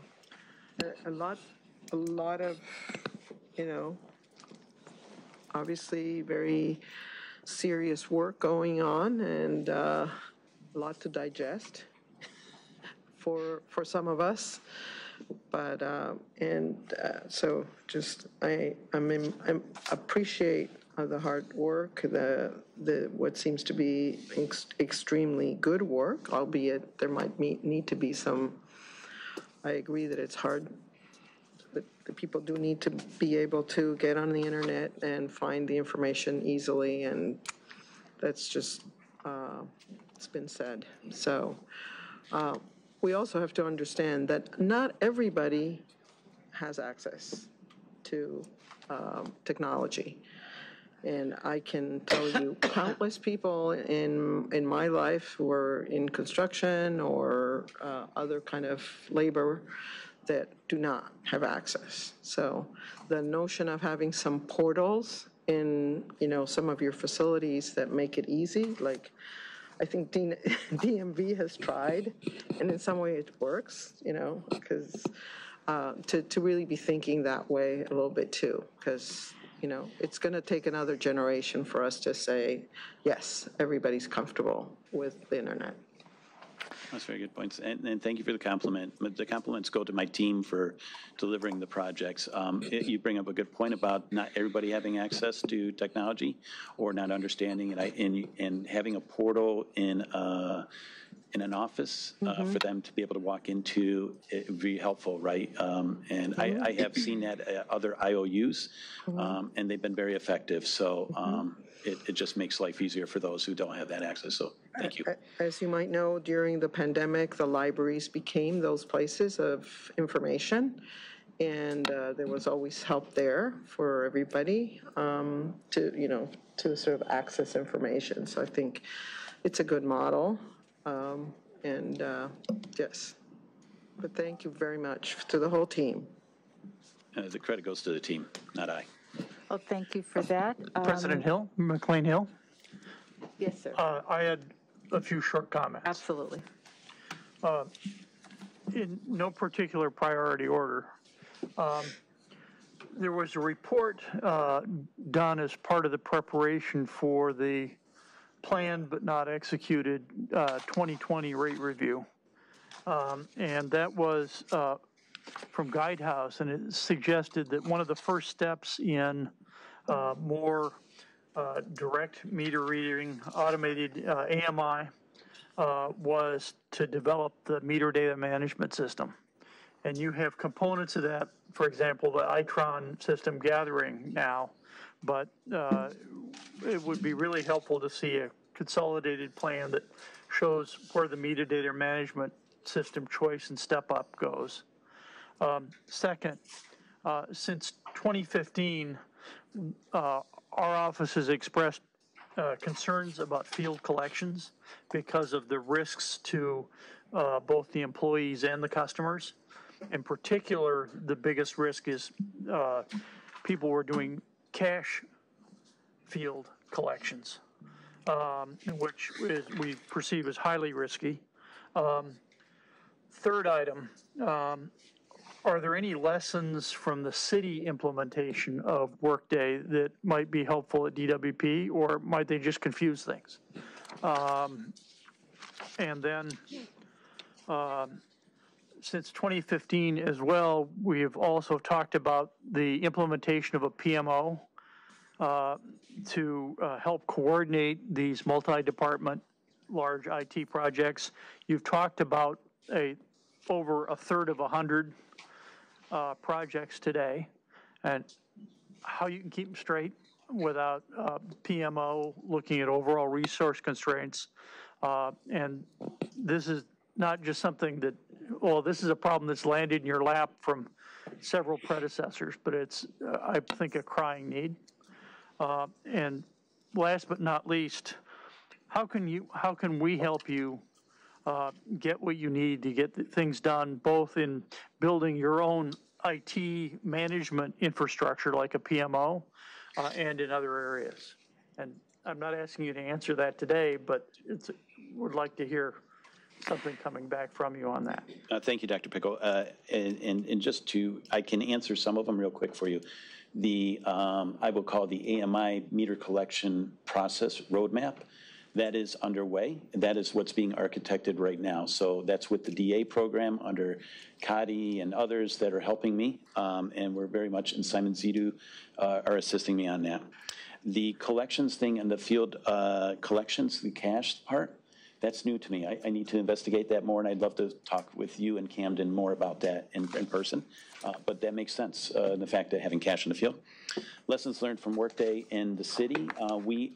My team under Rita and others, they are working with the city to understand the issues and the hiccups and the roadblocks that have been experienced.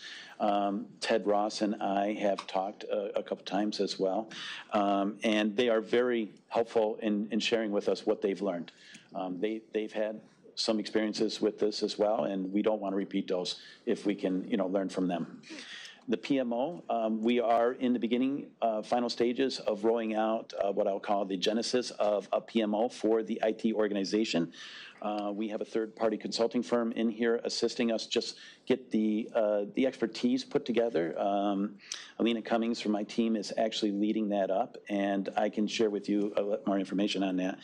And then, as always, we have regular meetings between you and Camden and I, and your help is always appreciated. And I do admit that I learn quite a bit from you guys every time I talk to you, because you always tell me something that I did not know of, not growing up here at LADWP. So that continued help and expertise is always appreciated, and I would like to continue our discussions so that you can assist me on other issues that we're experiencing. So thank you. Thank you, Dr. Pickle. What I'd like is to have a report back in September addressing the items that were raised by Dr. Pickle, and we may have a full presentation with respect to those. They're far more strategic responses to those questions, and I'm interested in them being engaged at that level. Very good. Thank you. Thank you. So I know that our next presentation is a substantial one, so I'm looking at whether or not now is a good time to take a break. Ensemble? Yes, I think that's a good idea, Commissioner. I second that. All right, that seems scary.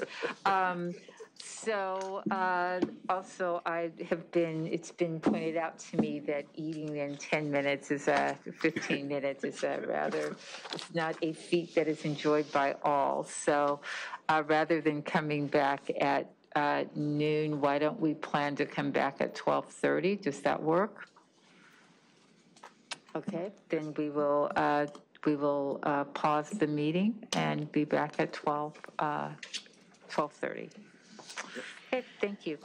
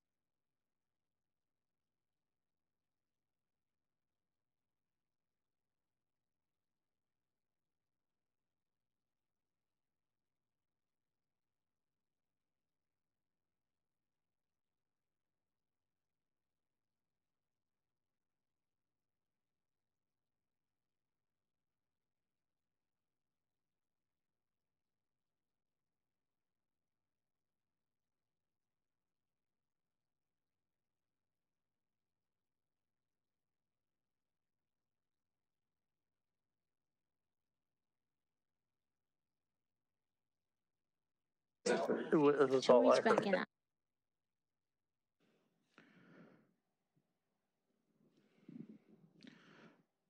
Good afternoon, Madam President. We are recording. I'm sorry, are we recording? Yeah, we are recording. Okay, thank you so much. We are back from our recess, and I apologize for the late start. Board Secretary, would you please call the roll? President McCLAIN-HILL. Present. Commissioner BARAD Hopkins. Commissioner LEHRER. Commissioner NEEMAN Brady. Present. Commissioner RUIZ. Present. 3 board members present and a quorum. Okay, thank you. And we left off at the water system presentation. Mr. Collins. Thank you, Commissioner, and good afternoon once again. I'm going to just tee it up a little bit, and then I'm going to let my staff go ahead and do the actual presentation. So the Owens Lake Dust Mitigation Program is the largest dust mitigation program in the entire United States. It was started back in the year 2000, and we've had many phases of construction work there, culminating with phases 9, 10 that completed a few years ago. And with that, we actually were able to construct over 48.6 square miles of dust control in the exposed dry lake bed. The program has become a collaboration, not just between us, but it's us as well as the regional partners. And it's not just about dust emissions, but it's also about managing and protecting the habitat that's out there and the habitat value, protecting the cultural resources, as well as using water as efficiently as possible. That's extremely important for us too. As you're going to see from this presentation, our efforts at Owens Lake have been a huge success. We've been able to reduce dust emissions by 99.4%. In 2014, the Great Basin Unified Air Pollution Control District and LADWP, they settled on an approach to bring the Owens Valley planning area, and Owens Lake as part of that planning area, into attainment after years of long, hard battles. This was a historic agreement that would have been the final implementation of dust control measures at Owens Lake, and basically allowing us to cross that finish line that we're all hoping for. Following the agreement, Great Basin developed the 2016 State Implementation Plan, which is basically the legal expression of the agreement that was reached by the parties before. We have done our part. However, Great Basin has not, based on some of the recent actions. They issued an order last July that overreached the regulatory authority on a cultural sensitive area without support from the local tribes, which was a requirement, by the way. They issued refloat orders during the drought while not holding themselves to the same standards on their own project, which is at Keeler Dunes. They continue to look for off-lake sources and developing their own exceptional events rules, which basically delays attainment in the Owens Valley planning area. And my staff will get into that level of detail during the presentation.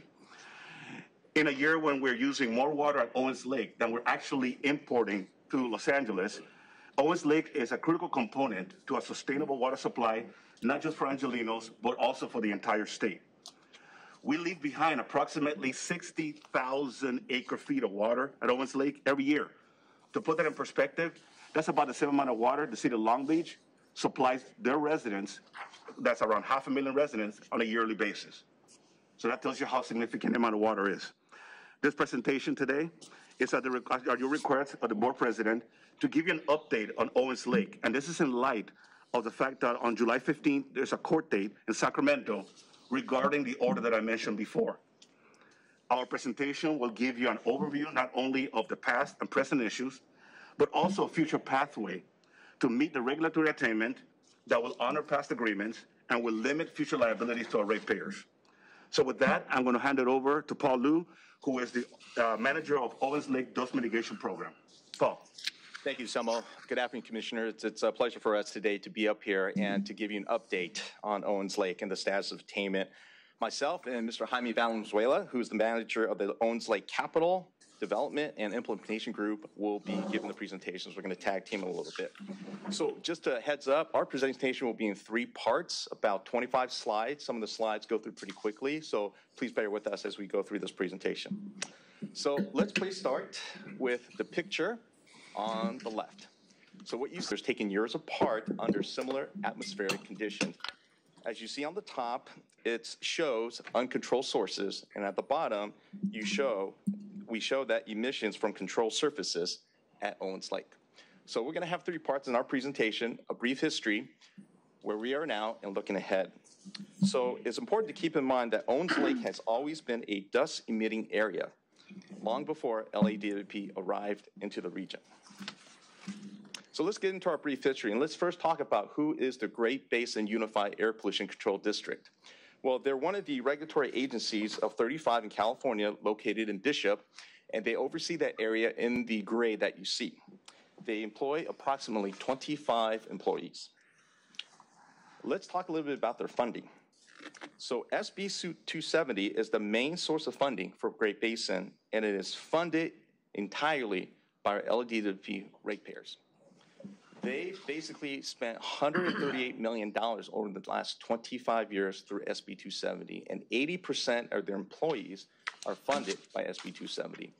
They've also recently included monies in their annual budget for Mono Lake, of which they do not have a state implementation plan approved by EPA, but they're still charging us, and we've asked them to separate out the costs, but they refuse. And as you can see on the chart there, in the last 6 years or so, their budget has increased 44%, all on our ratepayers' dime. And by the way, also their attorney fees are covered whether they win or lose against us in court. Oh, Jesus Christ. So wait, as part of SB 270, thank you, are the attorney's fees not, they're covered or they're not covered? They are covered, Commissioner, whether they prevail or not. Okay. Yeah. Just wanted to be clear there. Okay. Yes. Thank you. Okay. So let's talk a little bit about the Owens Valley planning area.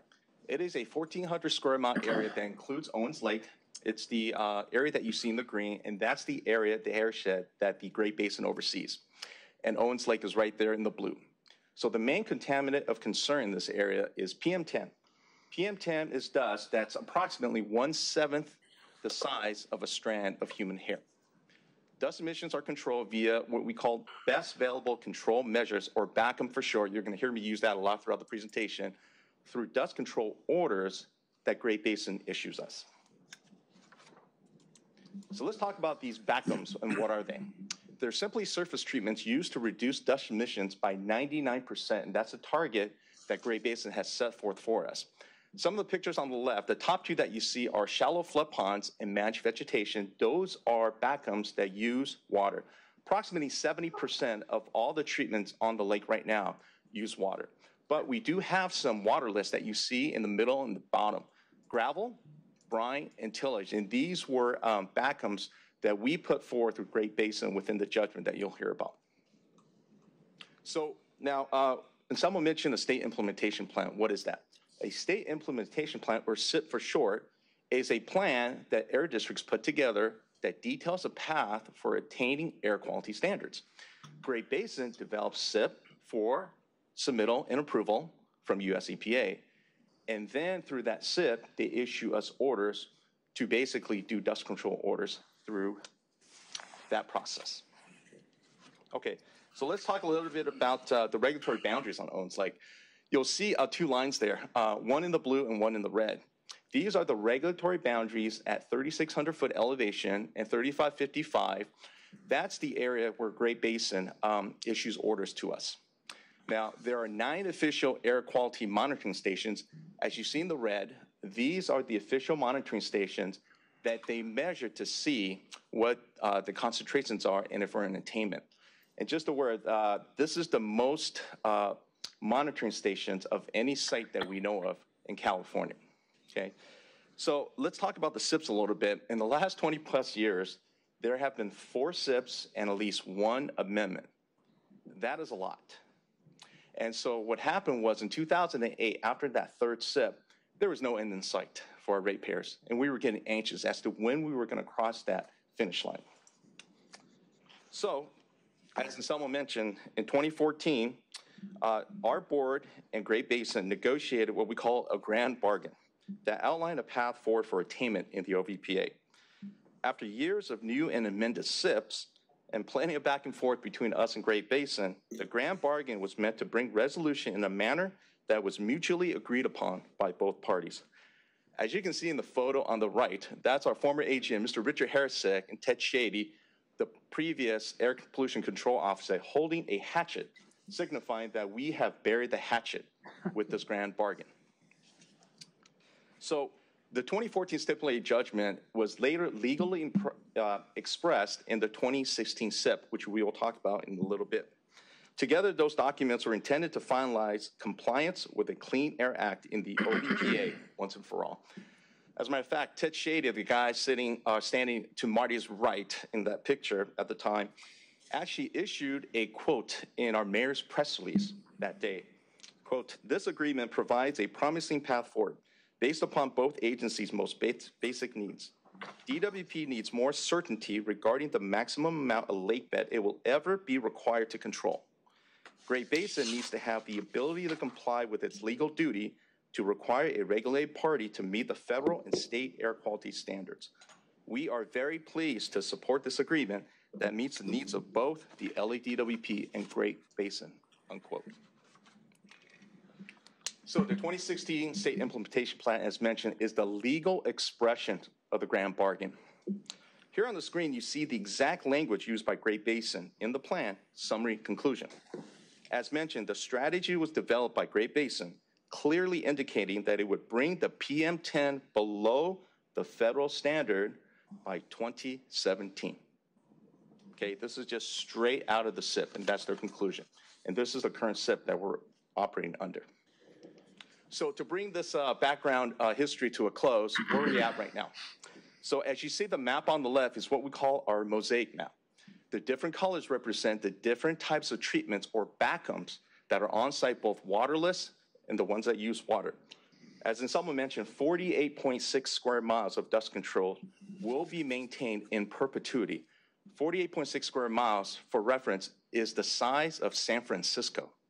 That is how big Owens Lake is. I know it's hard when you look at a map to get the scale, but it is huge, and we're going to maintain that in perpetuity. We have achieved 99.4 reduction in emissions since 2000. We are reasonably controlled at the lake, for sure. And our ratepayers have invested over $2.5 billion to date and counting. Okay, so we have a large number of this infrastructure also on site. I want to point this out. We have over 7,700 miles of various types of pipeline and irrigation lines, as well as 51 pumping stations. So at this point, we're going to hand it over to Jaime. So he's going to, yes, Commissioner. Yeah, but before Jaime goes forward, I'm still kind of reeling at the $2.5 billion number. And then I guess you went quickly over the $138 million on slide 5,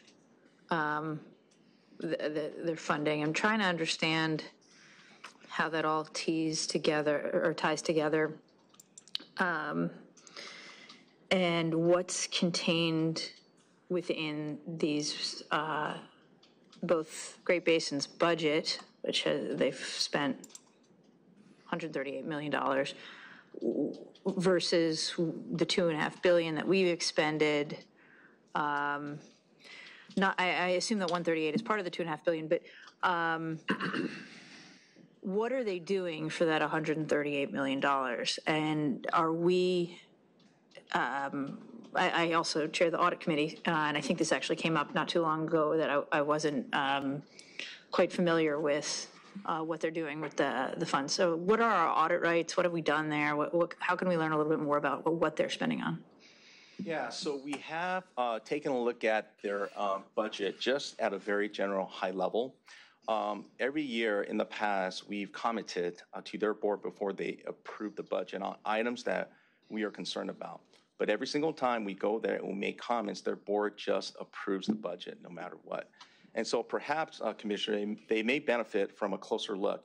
Just to give you an example, one of the things that we've asked for is to clearly delineate what their staff is doing on Owens Lake versus Mono Lake. As I mentioned, Mono Lake does not have an approved SIP. EPA rejected it, but they refused. So perhaps there might be some value in taking a look at it a little bit closer. So you're saying that there are some funds that are being allocated towards Mono Lake? Yeah. Yes, there are.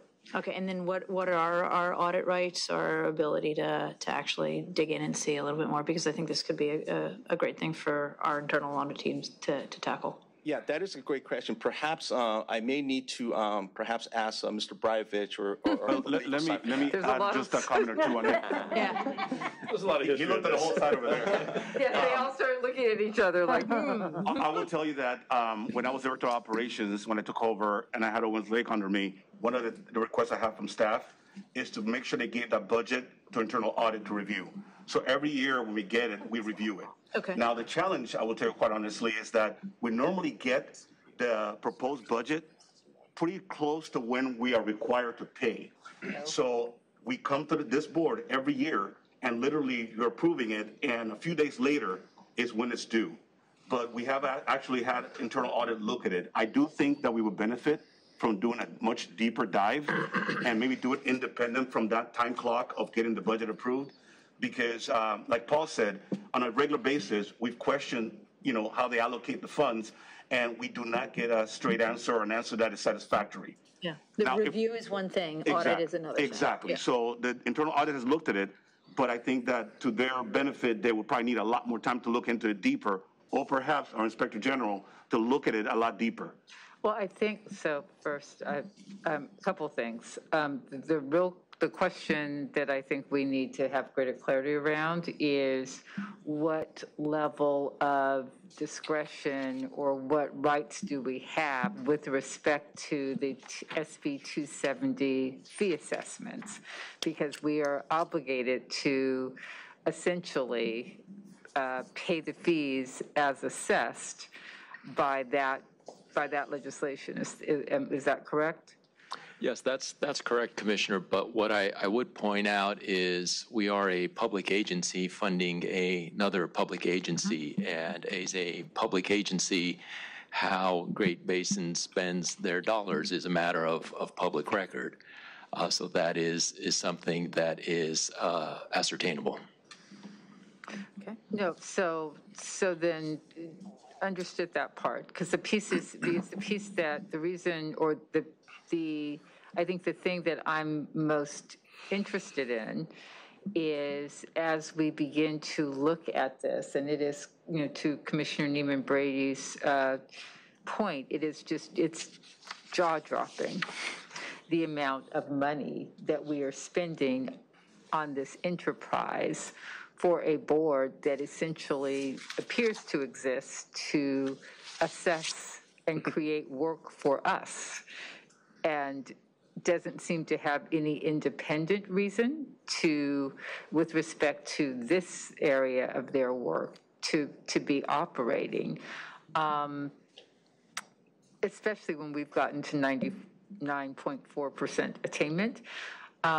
So I'm going to be interested in a much more muscular approach to the underlying impetus for our making the payments at all. And we will report back to you, Commissioner. We'll provide you with a report on our audit abilities under 270 and other mechanisms that we have at our disposal for ascertaining how the funds are spent. And how to put an end to being required to continue to spend the funds. Because I think that's the bigger concern, the in perpetuity nature of what's been occurring. We'll lay out those alternatives for you. Thank you. Thank you, Commissioner.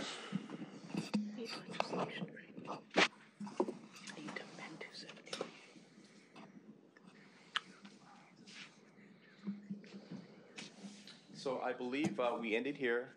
So the bottom line is, Angelinos, we've done our part. But recently, as you heard from Anselmo, certain actions from Great Basin have indicated that they have not. And Mr. Valenzuela will get into some of those issues. Hi, everyone. Good afternoon. My name is Jaime Valenzuela, and as Paul mentioned, I'm the Manager of Capital Development and Implementation at Owens Lake. I also oversee the development of new dust controls at the lake. I've been at the lake since 2009, and I've overseen close to $600 million of construction at the lake. So I consider myself uniquely qualified to talk on the following subjects. As Paul mentioned and Anselmo mentioned, we didn't cross our finish line as promised and as predicted in our regulatory documents and our grant agreements. And this lack of interest in achieving regulatory success at Owens Lake, along with the examples I'm about to share, are symptomatic of regulatory overreach and a lack of interest in satisfying the terms of those grand bargains that were negotiated by both our board and the district's board. So I'm going to cover these 4 topics. I'll start off with the board order that we received on July 1st. So on July 1st, the Great Basin Board issued an order for a vegetation enhancement project within a 5-acre portion of the lake. That project is within a cultural eligible resource area that is eligible for listing within the California Registry of Historical Places. DWP believes that this order is illegal and does not follow the regulations established in our regulatory documents. More specifically, the order is for a non-approved, non-EPA approved dust control method. And the order did not have any deadlines. It didn't have any success criteria. So just for comparison here, a legal order that we've typically received, the ones that I've been involved in building, is for EPA approved dust control. And those dust controls are for things like gravel, shallow flood, and managed veg, as Paul described. They have a 99% control effectiveness or efficiency to control dust. And we get a 3-year deadline from the time we get that order. Unfortunately, there is no evidence that this project for a non-approved BACM or non-approved dust control will actually be effective. In fact, the project has had no recorded exceedances of dust in the last 4 years. And the only exceedance that occurred in April of 2018 was due to an exceptionally high wind day where winds were over 25 miles an hour. The dissipation of those dust emissions over the last 4 years are consistent with the predictions of our regulatory documents. So it kind of reinforces what they predicted themselves. Lastly, the order was contingent on receiving concurrence from 5 tribal nations within the Owens Valley. The order pretty much stated that it has to be consistent with the tribal recommendations that were amended. To date, we've only received formal concurrence from 2 tribal nations, while 1 tribal nation has formally approved it, stating that it feels disenfranchised.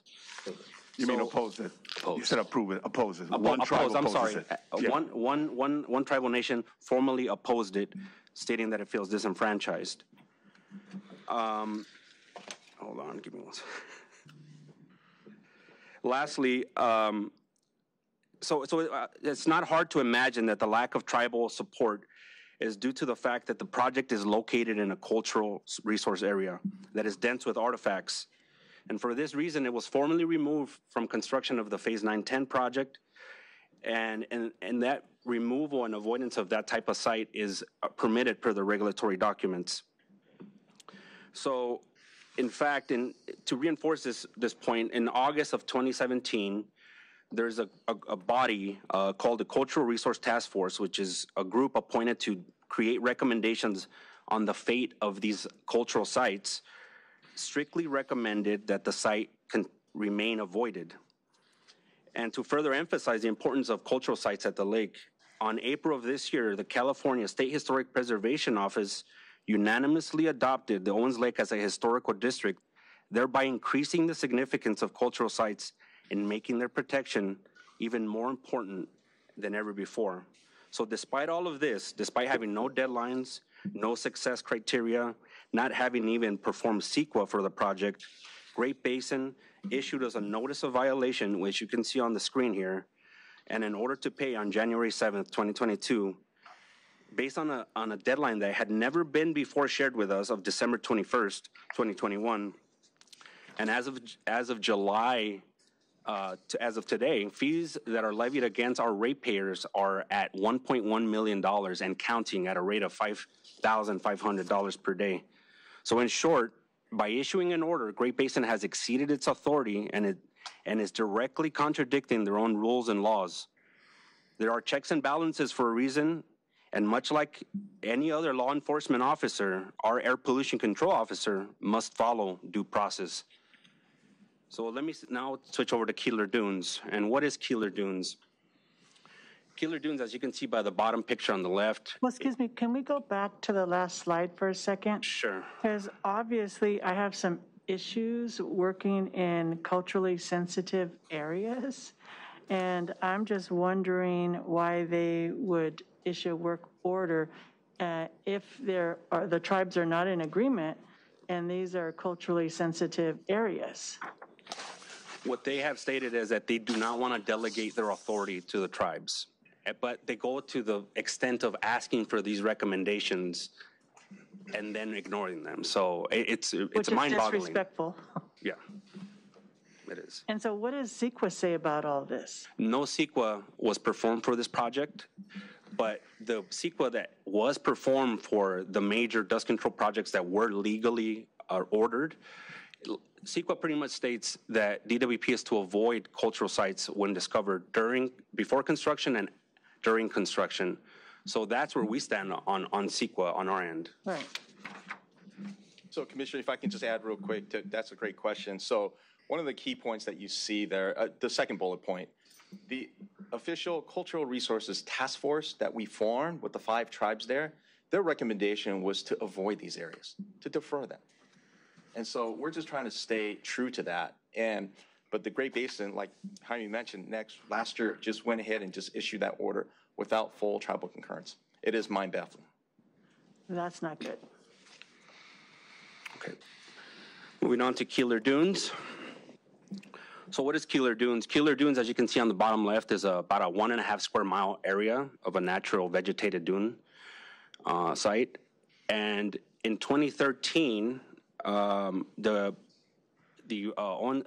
Great Basin was made exclusively responsible for mitigating dust at the Keeler Dunes. And in 2014, they started the Keeler Dunes project, which covered about 194 acres of that dunes area. The original goals, as stated in the 2016 stipulated, state implementation plan, were, and the strategy to reach attainment were to control emissions from the Keeler Dunes for between 85 to 95% control efficiency through the installation of some straw bales and some plants by the regulatory deadline of December 2017. And what the SIP stated is that through the installation of the bales alone, which are, you can see on the upper left, that we would achieve that regulatory control efficiency. The environmental impact report prepared by Great Basin for this project anticipated use of groundwater from the Keeler Community Service District well at a rate of about 3 acre-feet per year for a period of 3 years. The good news is that by the end of 2015, Great Basin had successfully installed over 86,000 straw bales, and according to Great Basin's own experience and modeling, the bales alone achieved that target.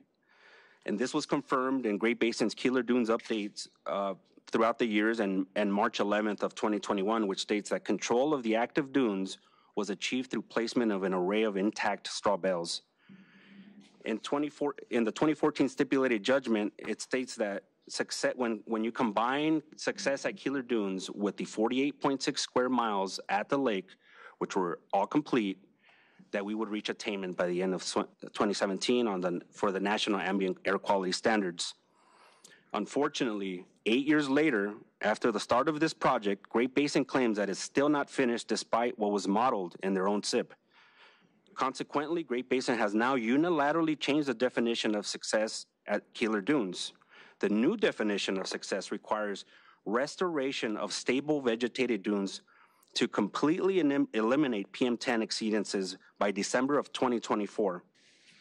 So to clarify, this is a 7-year extension to the self-imposed deadline of December 2017.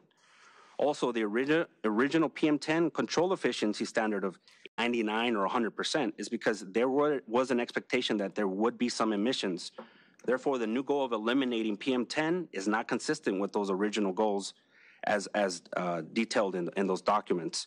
So in short, this is an important topic to the board to understand, because by unilaterally changing the definition of success, The Keeler Dunes project is effectively holding up attainment in the OVPA. For all intents and purposes, the original goals of Keeler Dunes have been met, and therefore this project, which DWP has no control over, is kicking the attainment can down the road. If I can real quick, Commissioner, just to kind of add a point. So this is simply what we think they're changing the goalposts on this. They achieved 95% with the straw bales by 2015. And I'll talk about that a little bit more in the third section on a solution that can bring us to attainment, but they have to agree. Sorry, Jaime, go for it. You know, I was going to ask a question about that prior slide. So, and those activities, those are all funded? I'm just trying to follow money here again. How much money is dedicated towards the Keeler Dunes? How much would we now be on the hook for an additional 2 more years? What are we talking about in terms of scale? And so, fortunately, DWP is not obligated to pay for this project. Okay. Beyond the initial public benefit contribution of $10 million back in 2013 when all of this was settled. Okay. And I have to note that Keeler Dunes is above our regulatory shoreline, the 3,600-foot elevation contour. So we're not responsible for that. For this particular project, but they could contend that they need to continue to exist as a... Or the failure to reach attainment here or to be successful here forms part of the basis for them indicating or asserting that are not successful with respect to the attainment levels that we're supposed to reach. So they're using creates this, a concurrent delay, they're using this to keep our process open longer because they both have to be complete in order to close our process. Is that how that works? Right. Yeah, they cannot demonstrate attainment. That's the requirement of the SIP, is they have to be able to demonstrate attainment of the PM10 National Ambient Air Quality Standards for the planning area as a whole. All right, go ahead. Just one more point. So what Jaime had mentioned, we gave that public benefit of $10 million in exchange for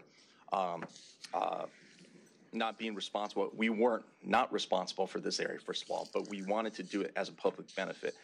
They've spent all that money, and they're still spending money. And they had to transfer money this year for the first time from their general fund just to move forward with this project, which is running low. So I just wanted to point that out to the board.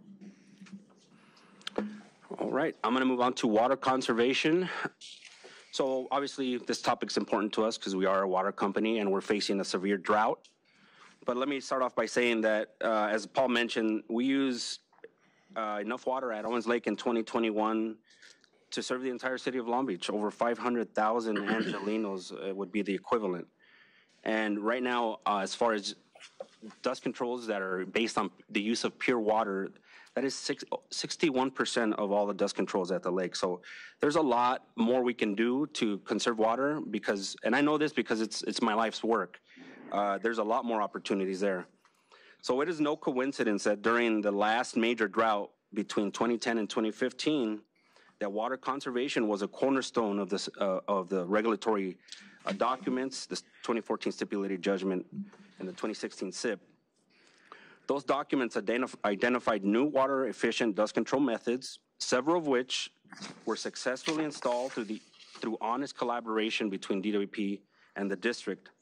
However, those documents, it did not say that was the end. The documents required that Great Basin and DWP continue to work together to develop more approaches and to continue saving water without a bottom limit as long as environmental considerations were made.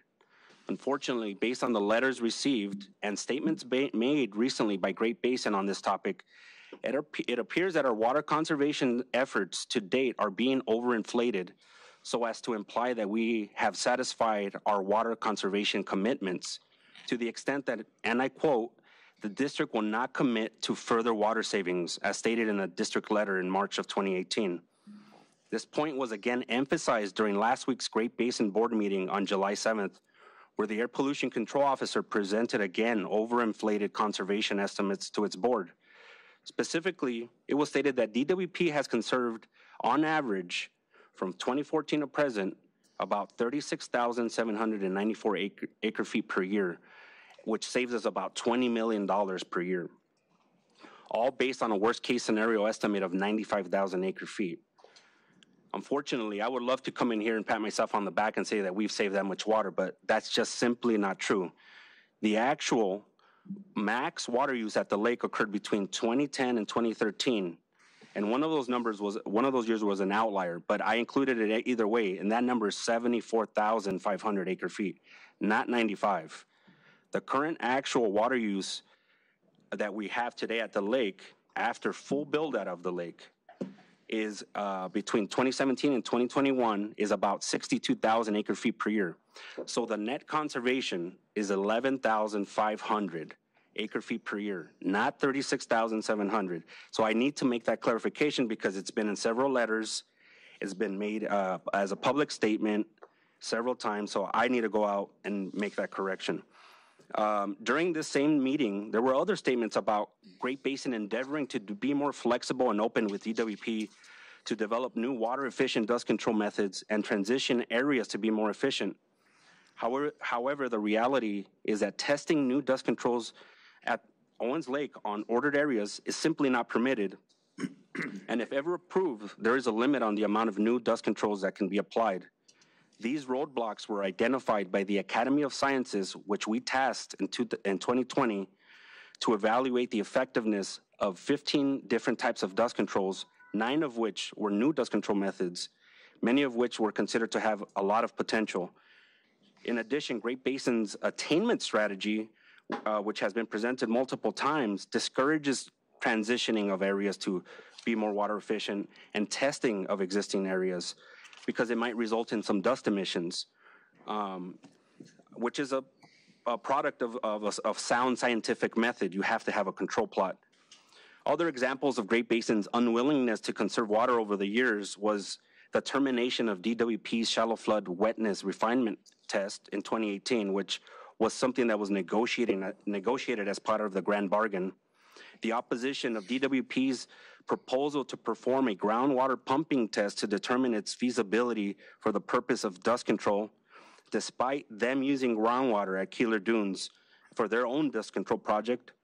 And lastly, Great Basin issued 3 reflood orders in 2022 that would be enough water to serve 3,600 Angelinos for an entire year.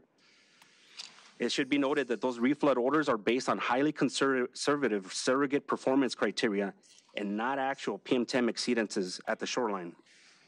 In short, by overestimated water conservation achievements at the lake, it gives the perception that no further conservation is needed.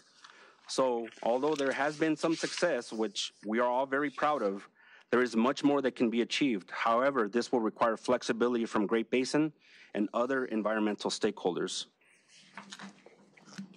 So here's another correction that I need to make.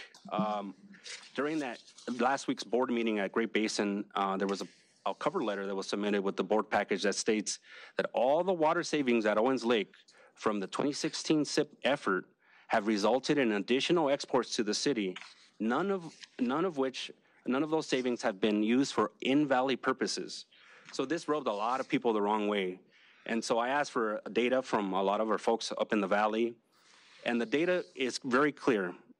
The green line is the amount of water left in the Eastern Sierras.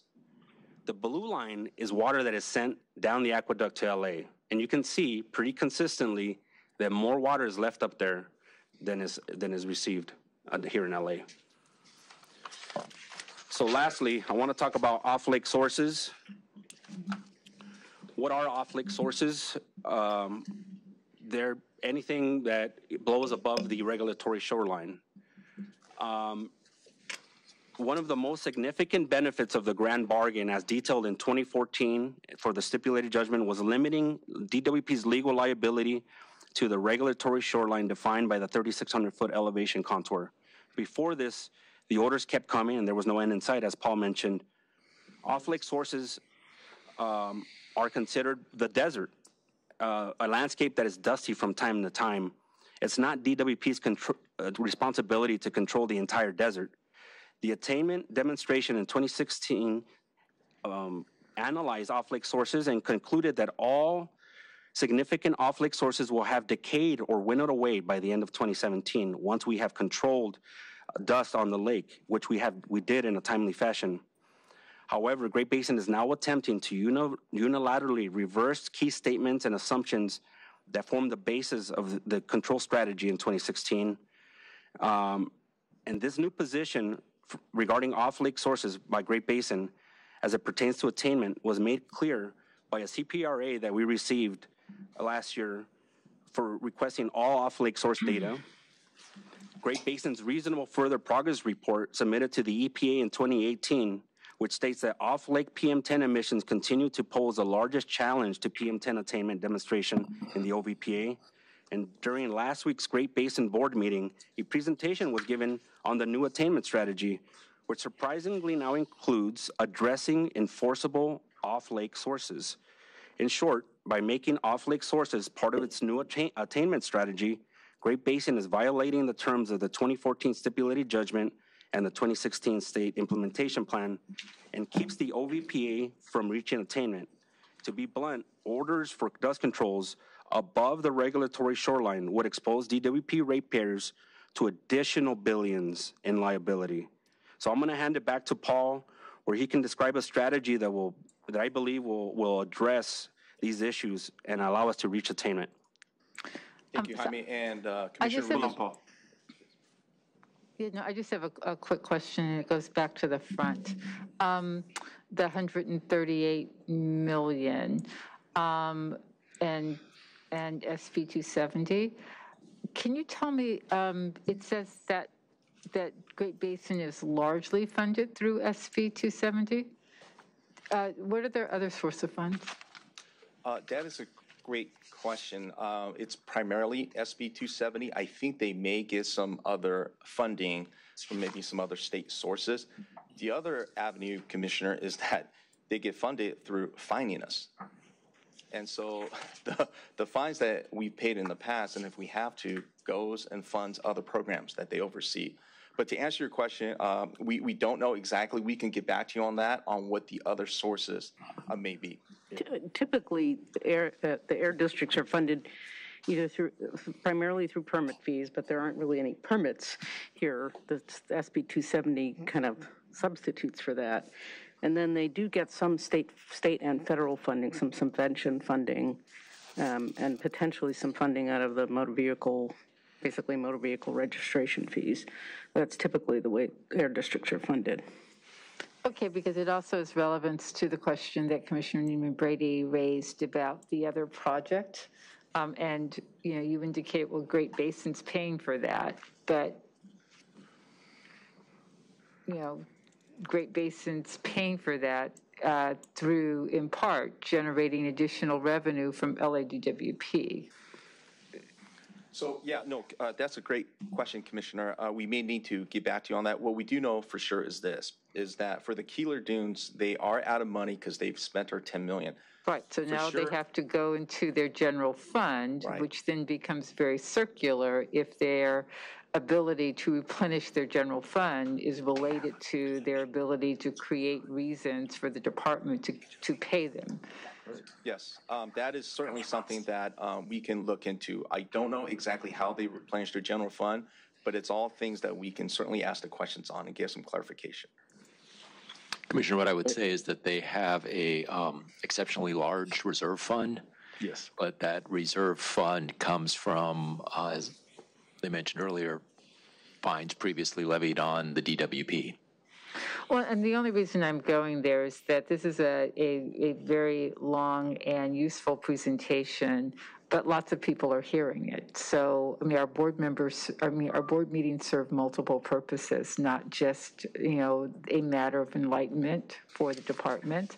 I can sense the staff's frustration in connection with this presentation, in feeling the need to directly respond to comments that have been made about the department's activities and performance and work in that area in other public forums.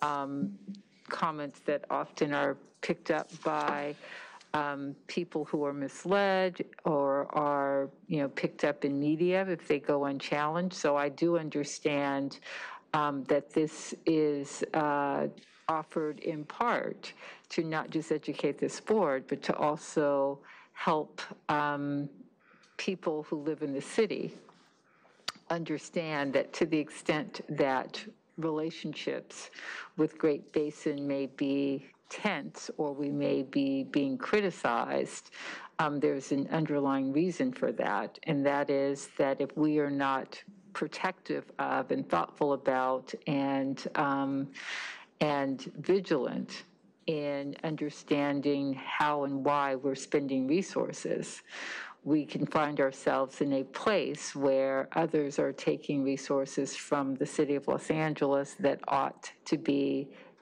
spent on behalf of and in order to, for the benefit of residents of Los Angeles. And I also understand as it relates to some of the other matters that are being put forward today in terms of respecting the rights of Native Americans, refusing to move forward with orders that would put us in direct conflict with a legally binding agreement and SIP, and in conflict with the express wishes of Native tribes. I mean, I understand that these are all matters that are critically important to be in the public domain. I am going to be very interested about the next steps and want to simply indicate strong concurrence with the department, putting its foot down in connection with the liberties that are being taken by another body, notwithstanding how it might look. I know we are sometimes very sensitive to the David and Goliath, parable or story here, but we do have a significant interest, an overriding interest in protecting and ensuring that we are appropriately using resources collected from DWP ratepayers. So I will stop talking and be interested in how we get to next steps. Yes. Thank you. Well said, Commissioner, and ditto to all that, so thank you. Just one more clarification before we move on to the looking ahead section, just for clarification from the Native tribe perspective. So the Cultural Resources Task Force, made up of the 5 nations, when we were talking about this area in the order, said if you get all 5 nations to agree, which has not happened, they would go for it. Just wanted to clarify that. And so that was something that was always a tenet moving forward, is that the nations have to agree. This is an area that was voted to be deferred, and all 5 nations have not agreed to this order. So just wanted to clarify that. So thank you. So let's look ahead to what attainment looks like in the OBPA here. And so, so this is going to sound like a broken record, but we've achieved 99.4% dust reduction since 2000. But in order for an area to be an attainment, monitors must not have more than an average of 1 exceedance per year on average over a 3-year period. So that is a very, very strict criteria, but that's set forth by the EPA. So that's not something that we can do about it is what it is. And so what that means for the OBPA is that all 9 monitors have to meet that criteria at the same time in order for attainment to be declared. But attainment doesn't mean that there will not be future emissions. But attainment does mean that the OBPA can move into the maintenance mode, and Great Basin doesn't have to start continuing looking at off-lake sources, which contradicts their 2016 SIP. So the 3-year period we're looking at then is between 2018 and 2020, because the SIP said by the end of 2017, things will be brought down to meet the standards. So the next slide that you see is a graph, a chart that Great Basin uses, and it simply talks about the exceedances in the OBPA since 2000. And sure enough, the exceedances have gone down. We've done great out there. The data is there. We both agree with them on that. However, if you look at the exceedances from 2018 to 2020, there are some of the 9 monitors in that 3-year period that are not below 1. So you might be wondering at this point, why are we talking about attainment when the data shows so differently? Well, the reason is because EPA has given states a tool called the Exceptional Events Rule. The Exceptional Events Rule, or EER, is a tool intended to address the inherent uncertainties in any state implementation plan. But the key point is the second bullet point. One of the cornerstone pieces there is that states may exclude exceedances caused by high wind events greater than 25 miles per hour caused by wind-blown dust from natural or reasonably controlled anthropogenic sources, anthropogenic meaning human cause, such as Owens Lake. So since Owens Lake is already a reasonably controlled anthropogenic source at 99.4%, it qualifies under this wind threshold. So essentially, in the 3-year period from 2018 to 2020, all those exceedances that you saw from the monitors were over 25 miles per hour except for 1. So we're going to talk about that in a second. Okay, so the key is exceedances are excluded through the EER, and they're not used in your evaluation for attainment. So, board, we are very excited. We are just a couple of weeks away from putting together our EER demonstration package. It's about 800 pages, okay? It's not light reading. For submittal to Great Basin, we're going to CC the California Air Resources Board and US EPA, and we hope that when Great Basin receives our package, and we left no stones unturned in this evaluation because they had to be tight, we feel that it's going to put forth a very strong case that we were in attainment by the end of 2020 already. And it also covers their Keeler Dunes and also the cultural sensitive areas. So we do have a solution here by just using the EER the way it is. So you might be wondering then, so how does Great Basin see the exceptional events rule?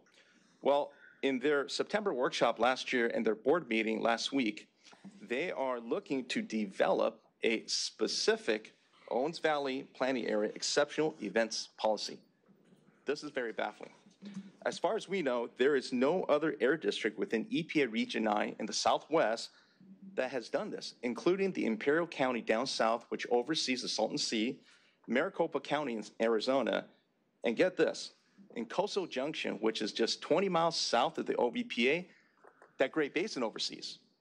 They've used the EER as written by EPA down there also to get rid of exceedances.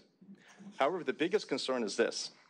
Great Basin, according to their documentation, this is all public, we feel that they simply have misinterpreted the 25 mile per hour wind speed threshold.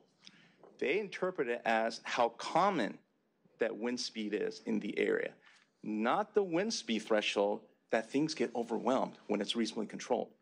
This is a gross misinterpretation of how EPA has defined the wind speed threshold. So in any case, the good news is that our package is almost ready.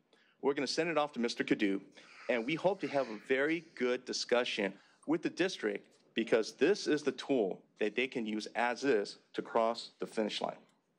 Now, here's the thing. Only Great Basin can submit the data to EPA, and they can still do it retroactively. That's the key point, okay? So you might be wondering then, all this talk about attainment, what is the big deal? So here's some points here. It certainly provides our ratepayers of LA with some assurances that their liability on Owens Lake would not continue to increase, but rather level off. It allows Great Basin to halt its search for ever smaller, less frequent, and more diffuse dust sources as the only way to push the airshed over the finish line into attainment. Okay. And so as Jaime mentioned, this is very concerning that they're looking at off-lake sources, which contradicts statements that they've made in the 2016 SIP that off-lake sources do not affect attainment. This is what they sold EPA that was bought off by them. And so we're asking them simply to honor this by using the EER as is.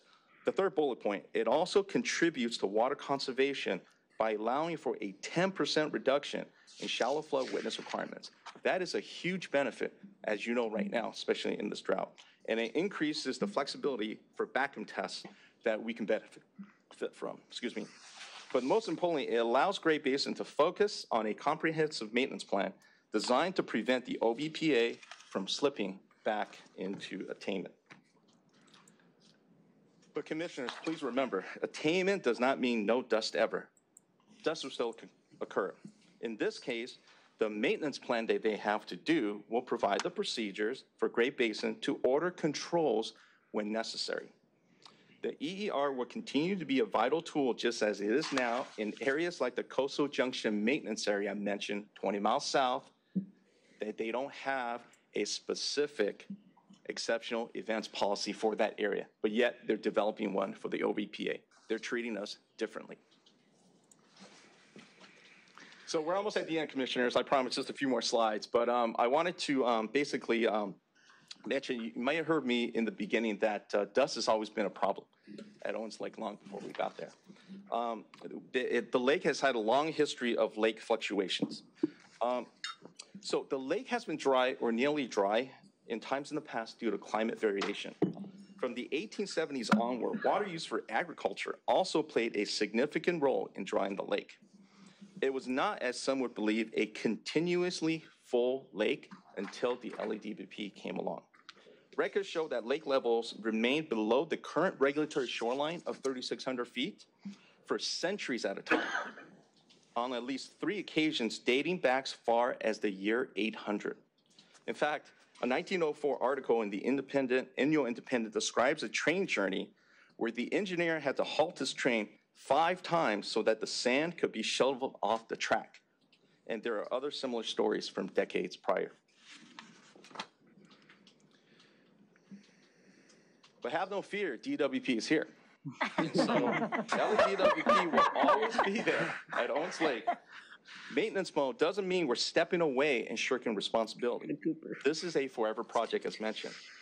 Picture here of some of the 60 employees working hard to implement and maintain dust controls every day under the leadership of Mr. Jason Crapson and Mr. John Hunter. Many of our folks also live in the Owens Valley and volunteer as firefighters as well as other organizations.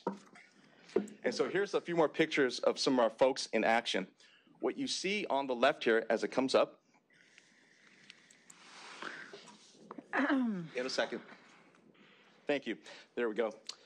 So the picture on the left, you see Brian, Phillip, and Maurice dragging a whip line across an area needing adjustment. In the middle, you see Shane and Phillip installing pipe in sometimes 100+ degree temperatures in the Owens Valley. And on the right, you see engineers Jordan and David at our Lorps pumping station overseeing. We also have a pump shop that's there that can weld and make special parts because Owens Lake is so unique. Who you see there is Edwin, our welder. And on the right, you see Courtney in the orange, who is an aqueduct and reservoir keeper. Next to her is Laura, our senior admin clerk. Susan, next to her, is our environmental specialist, and Jennifer is the manager of the on-site engineering group at Owens Lake. So LADWP will always be at the lake moving forward, regardless of whether we have achieved attainment or not. So we've reached the end, our next steps, and I thank you for your patience, commissioners. So here are our next steps. The first is obviously to determine the additional course or courses of action after the court hearing in Sacramento on the order this Friday. The second is to continue dialogue with Great Basin on utilizing the exceptional events rule as written by EPA and not have to develop their own to reach attainment. And the third is to keep the California Air Resources Control Board and the US EPA up to date on progress with Great Basin on attainment. So really, in summary, our customers have done their part in honoring the grand bargain from 2014. The lake is reasonably controlled at 99.4% dust emissions reduction. So it is time to cross the attainment finish line together with Great Basin and move the OPA into the maintenance mode. So we are looking forward to handing them this package and having a great discussion with them. So a couple of things. Just because once you bring it here, it's not a story anymore, and it's not just a series of, they're doing these bad things and we don't like it, or what you've basically said is that we've spent, a couple $2 billion with a B in a particular area for a particular purpose, that it is our judgment that but for manipulation by Great Basin, we have achieved or would have achieved that particular outcome. Yes. And that continued manipulation is in the offing, as has been signaled by public comments and by a range of other activities, both on the record and off the record, including the order that we have a court hearing on, which you haven't said much about, on Friday. So from my perspective, it is our responsibility to utilize every means at our disposal to bring this matter to conclusion, irrespective of the attitude, actions, and perspective of Great Basin, who, based on what you've laid out here, is not acting in good faith as it relates to this department. That's the presentation that I just saw. And so I just want to indicate that that will become my mission, and it is not to continue to have dialogue about their utilization of an exceptional events rule in a manner in which it's not intended to be utilized for the purpose, again, of continuing to extract money from the department. But it's really to continue to live and honor the agreements that we've made, but to take action as aggressively and assertively as possible to bring to an end this gusher of resources and, frankly, the inefficient use of water that is really becoming obscene with respect to what's occurring with Great Basin. Thank you. Well said. Thank you. Are there any comments or questions by board members? Is there anything that, Joe, you or your team would like to add to this presentation? No, we don't have anything to add for this, but we will have a briefing at the next board meeting following the hearing this Friday. And just for background, I take it this hearing is on the order. Correct. That we perceive as illegitimate, that's amounted to another $1 million worth of fees that we, in theory, should be paying to Great Basin. Is correct. That correct? It is. That's challenging the order. Great. Thank you. And then the only other next steps that are not listed are the ones that came up during the course of the discussion. So we look to your team to come back to us around audits and prior expenses. And I assume, Commissioner Newman Brady, that you'll be able to oversee those in the context of your perfect.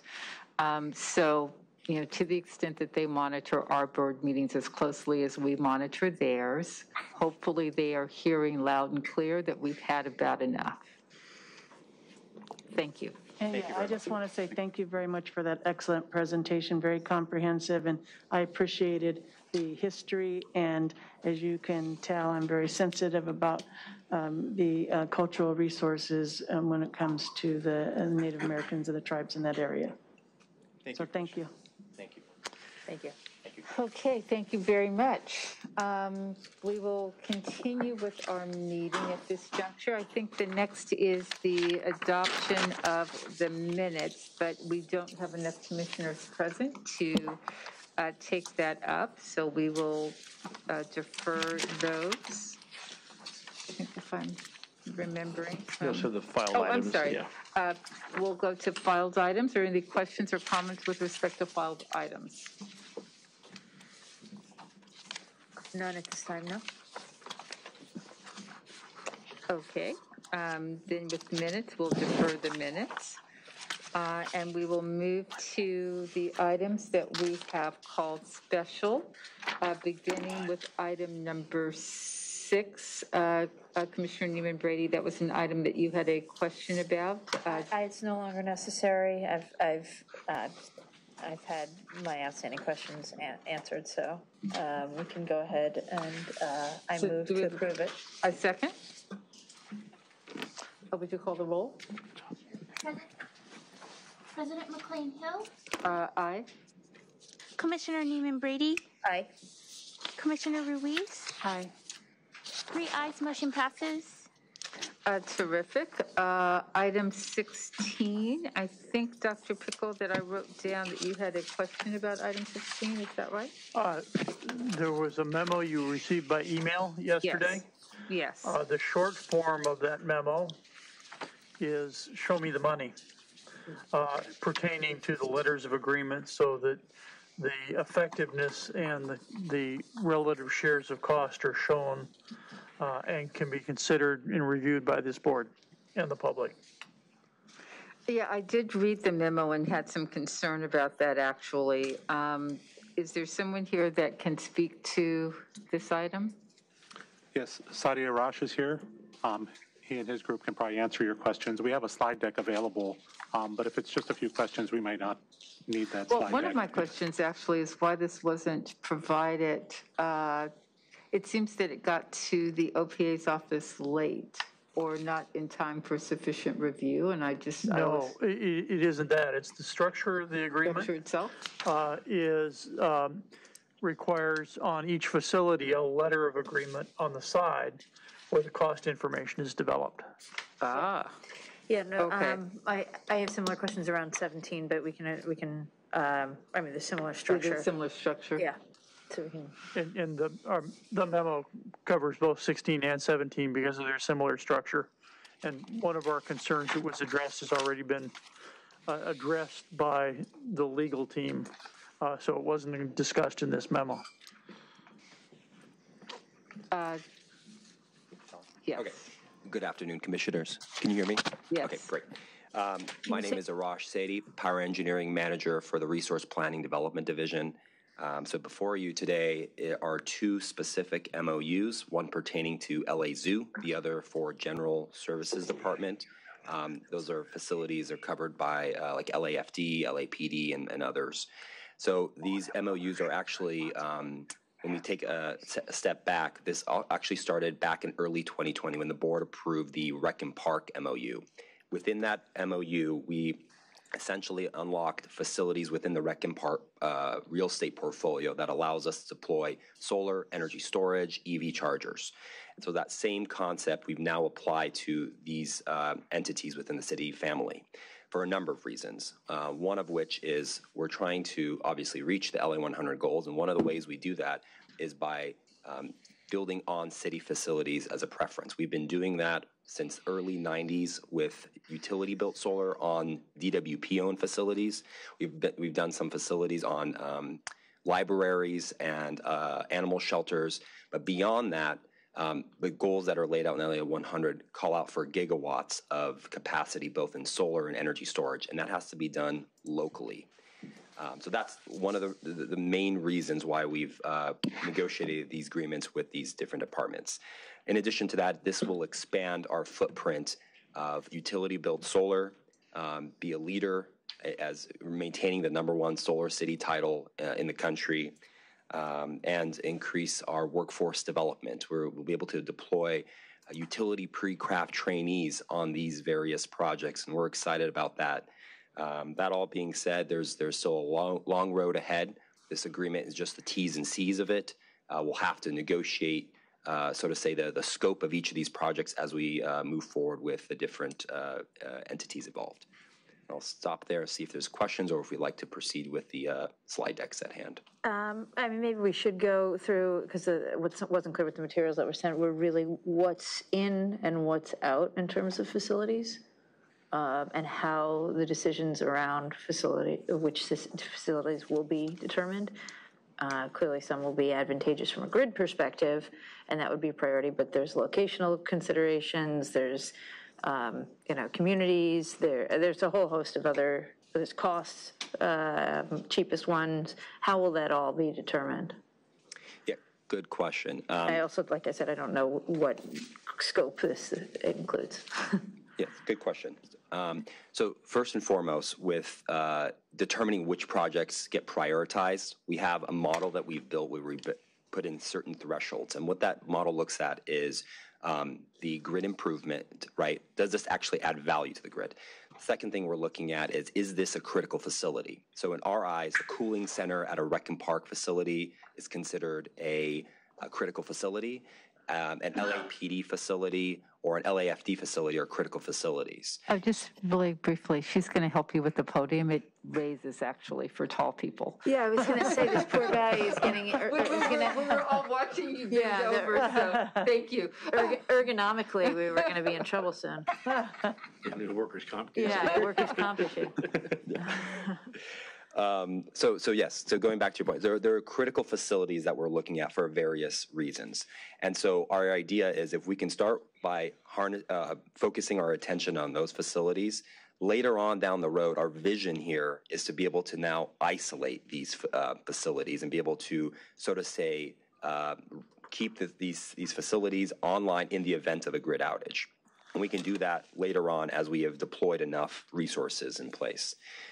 The other thing we're looking at is at disadvantaged communities. We're using the CalEnviro screen metric, which looks at the socioeconomic condition of communities. LA Zoo happens to be surrounded by the top 25% of the CalEnviro screen. So that's another area where we'd like to deploy these assets. We also I'm sorry, I don't know what that means. So disadvantaged communities, it can be defined by a Senate Bill 535, which basically says that if you fall in the top 25% of this metric, which looks at socioeconomic condition, pollution burden, et cetera, that would be considered a disadvantaged community in the state of California. And so our focus was, let's make sure those projects are ideally positioned in those areas. So the first project we did with Rec and Parks happened to be in South LA, located at Green Meadows Rec Center. We're excited about that project because that's typically a location that doesn't get these types of projects. There's going to be EV chargers, an energy storage system. It'll keep the facility online, and it eventually will serve as a cooling center. So when it's a hot summer day and everybody else is outside wondering how are we going to cool off, they can go right to the gymnasium and cool off, charge their phones, and be able to stay cool. So these are the types of projects we want to focus on as part of this MOU or these MOUs and GSC MOUs for the LAPD, LAFD facilities. Okay, so let me just make sure I understand. We have exhausted LADWP-owned facilities? We continue to do those. Those are part of the mix. Correct, so it's done in parallel. Okay, this would broaden. And the GSD facilities are limited to LAPD and LAFD? Those will be the priority facilities. After we've exhausted a lot of those attempts, then we'll resort to yards that they use to store equipment or other city buildings. But what the GSD MOU does is it unlocks potentially 500 facilities. It doesn't mean that we're going to go after 500 facilities, but we have a large picking, and we'll obviously go for the lowest hanging fruit there. And where do libraries? Libraries fall under a different agreement, so we'll consider that as a future matter. But for now, these two were the priorities. Okay, as a long-term board member of the Library Foundation of Los Angeles, I'd like you to look at that as well, please. Okay, absolutely. And we have some library facilities, but we can expand further, correct? And just curious, why were these the priorities? Well, LAFD and LAPD, for a number of reasons, they're critical facilities. If there is a grid outage and they can't support operations, I think just generally speaking, that's, for the city and its whole, it's ideal. LA Zoo, on the other hand, we have animals on site. And with the scope of the work that we have in mind, we want to be able to keep those animals alive in the event there is a grid outage and it's a prolonged outage. So this avoids the use of diesel generators on site. So, long term, this is I think, good for the city and good for animals as a whole. And where do schools come in? LAUSD specifically?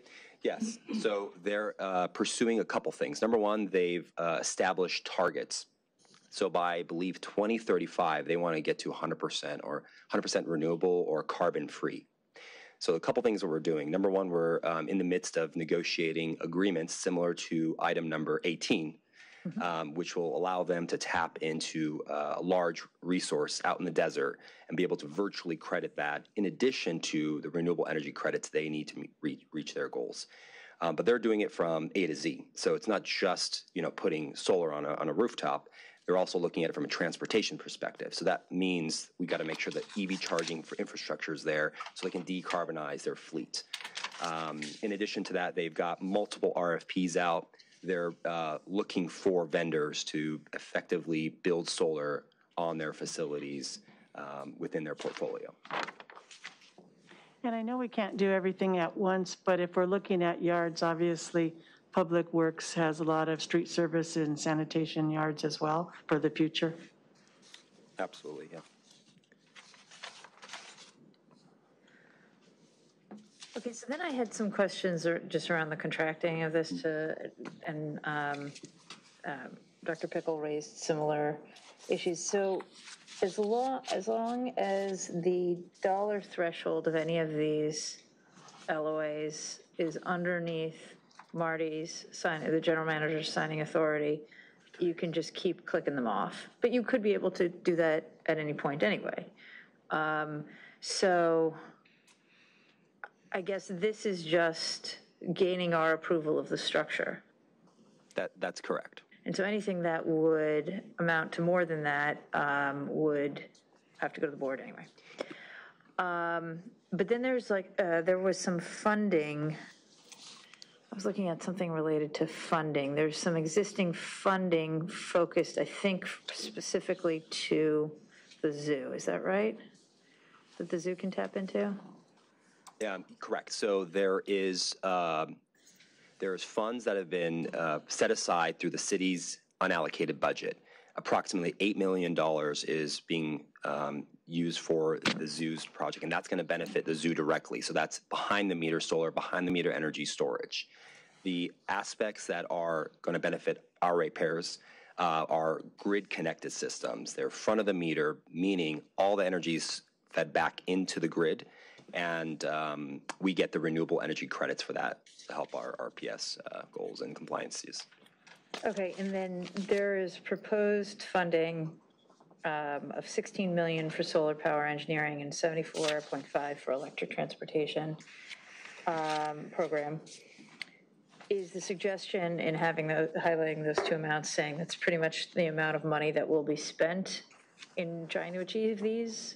Or those are budgets that have been pre-approved for those fiscal years, but they're not for just the LA Zoo project. They are for a multitude of projects, which includes the electric transportation incentive program. Right. There are funds that are there.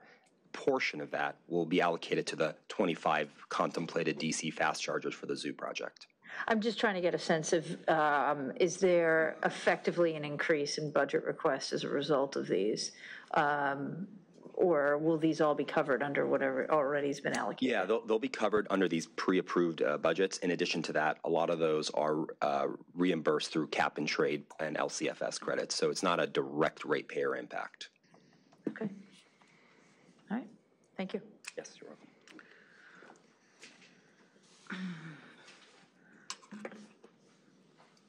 And our proposal is regular reporting on the overall structure and in using measures similar to what are used for conservation measures on a total resource cost basis to look at the costs and benefits of these individual projects and measure the costs and benefits of these individual projects.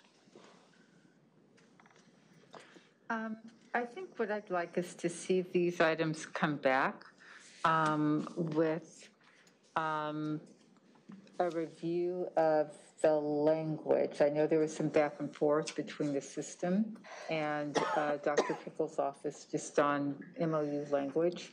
I also see that there was some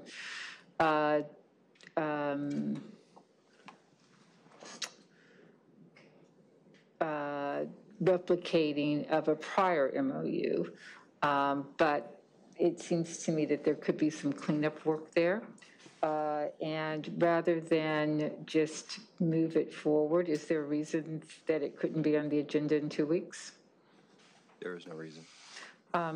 Yeah, I am generally supportive. I understand where we're going. It would also be nice if the actual item contained the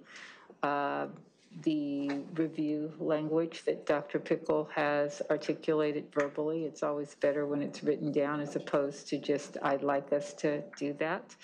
And it's been a long day, and I'm not prepared as I sit here to recraft a motion to make sure that we achieve our objectives. So if we could defer the items for 2 weeks, that would be great. Otherwise, I don't think that I'll be able to vote to move them forward today. Those recommendations are documented in the memo sent to you yesterday. Perfect. So we'll get it all lined up and cleaned up and ready to go. But it's why it's always helpful to not be shifting or the day before. Understood, Commissioner. Okay, thank you. Thank you, that was very informative. You're welcome. Appreciate it. That was 16 and 17. We had a speaker on 18. Can we have a presentation on 18 in advance of the speaker? Well, first off, is the speaker for 18 still here? Yeah. Okay, perfect.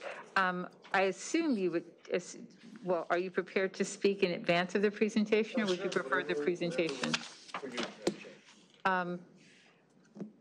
Then, well, you know what, please, I'd like the item presented first, and then we can hear from the speaker. Arash is, I think, also presenting item 18. Early, guys.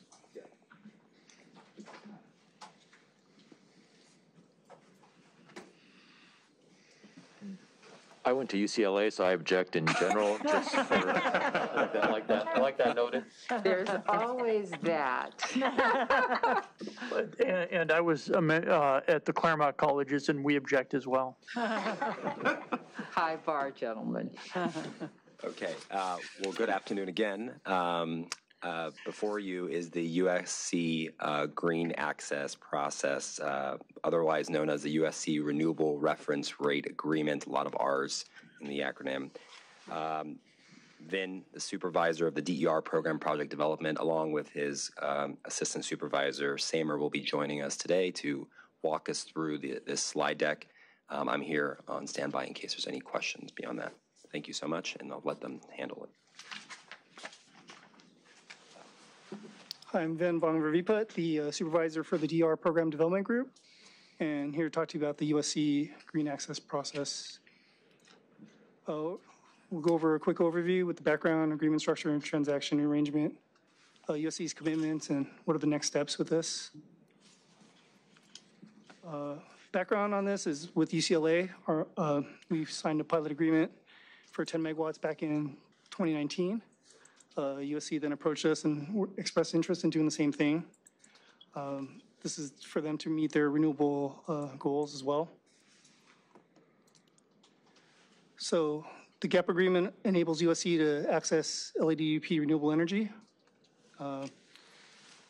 This is going to be a 20-year contract, or until we reach 100% of our retail sales coming from carbon-free renewable energy resources. So the contract will end at that time if we hit 100%.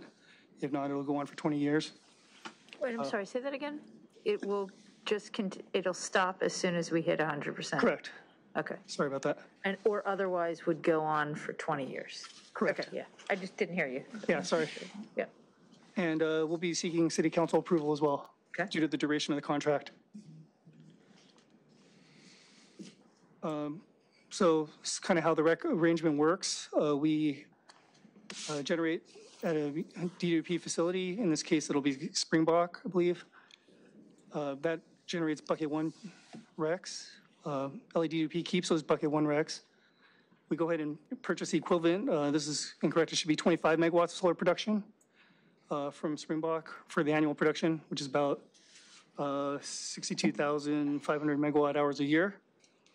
That's the estimated amount. We'll purchase those bucket 3 RECs, and in turn, on behalf of USC, and then transfer it over to USC as they pay us for those. No, I'm sorry, I'm not following. So you get in the Springbok RECs, which are bucket 1. We keep those. Yeah. Why did bucket 3 RECs come into play here? I keep losing my screen. Bucket 3 RECs are what they need to satisfy their, okay. and they're cheaper. Oh, yeah, they're way cheaper, but yes. I didn't, so couldn't you theoretically just procure bucket 3 RECs for them on the side and use the bucket 1 ones for other purposes for us? Yeah, I mean, it's just a reference to. Okay. This allows them to say that they own a percentage of Springbok, which is roughly like I see. 20%. I see. Kind of Okay, so they have a plant. facility that they can point to. Correct. Okay. Oh, Father, thank you. Yeah. And as part of this program, they've also signed up for the bronze tier. So there's a clean energy adder that's added to their bill for these RECs. And we then will take that money, and they've chosen to split it into two programs, our VNEM and our shared solar program. Again, I pointed out City Council approval is required for the 20-year agreement. And you're going so fast for me. Sorry. I apologize. Can you go back that last slide? So what's the bronze tier? Not sure I know it. Bronze different levels. Versus, is there a gold, silver? What do these mean? Yeah, I believe we had 3 tiers, and there's like different levels of prices associated with it. I think Rosh could probably explain the different tiers a little bit better. Yeah, I can explain it. Sammer can do it. Yeah, so USC was essentially given different tiers to participate in for these disadvantaged communities. There was platinum, gold, silver, and bronze. And bronze was the lowest tier at 0.003 cents per kilowatt hour. So that's what Finn was talking about there. So you could have participated more or less. They chose bronze. I see. Okay, and then how does this encourage participation in the disadvantaged communities? How does the clean energy? I didn't follow. It helps fund our programs into those, for those programs. I see those. So that 2 cents or whatever, that's what it goes. It's just a line item on their bill. I see. Okay. Yeah. And so that directly goes. Okay. Now I'm following. Thank you. And again, it's a 20-year agreement, and we'll be seeking City Council approval. And we're also trying to gain lessons learned from this and the UCLA agreement, so we can offer this as more institutions and companies are interested in joining and getting a program. So this is like a first model one? Yeah, this is our second, with UCLA being the first. Right. I love this. This is great. Encourage the consideration of more of these. Yeah. Don't forget to Cal State LA. Yes, several institutions have shown interest, and we're definitely going to pursue that next. Obviously, after we get this hopefully approved by you guys and City Council. Public comment or any questions? I've hit my quota. Speakers?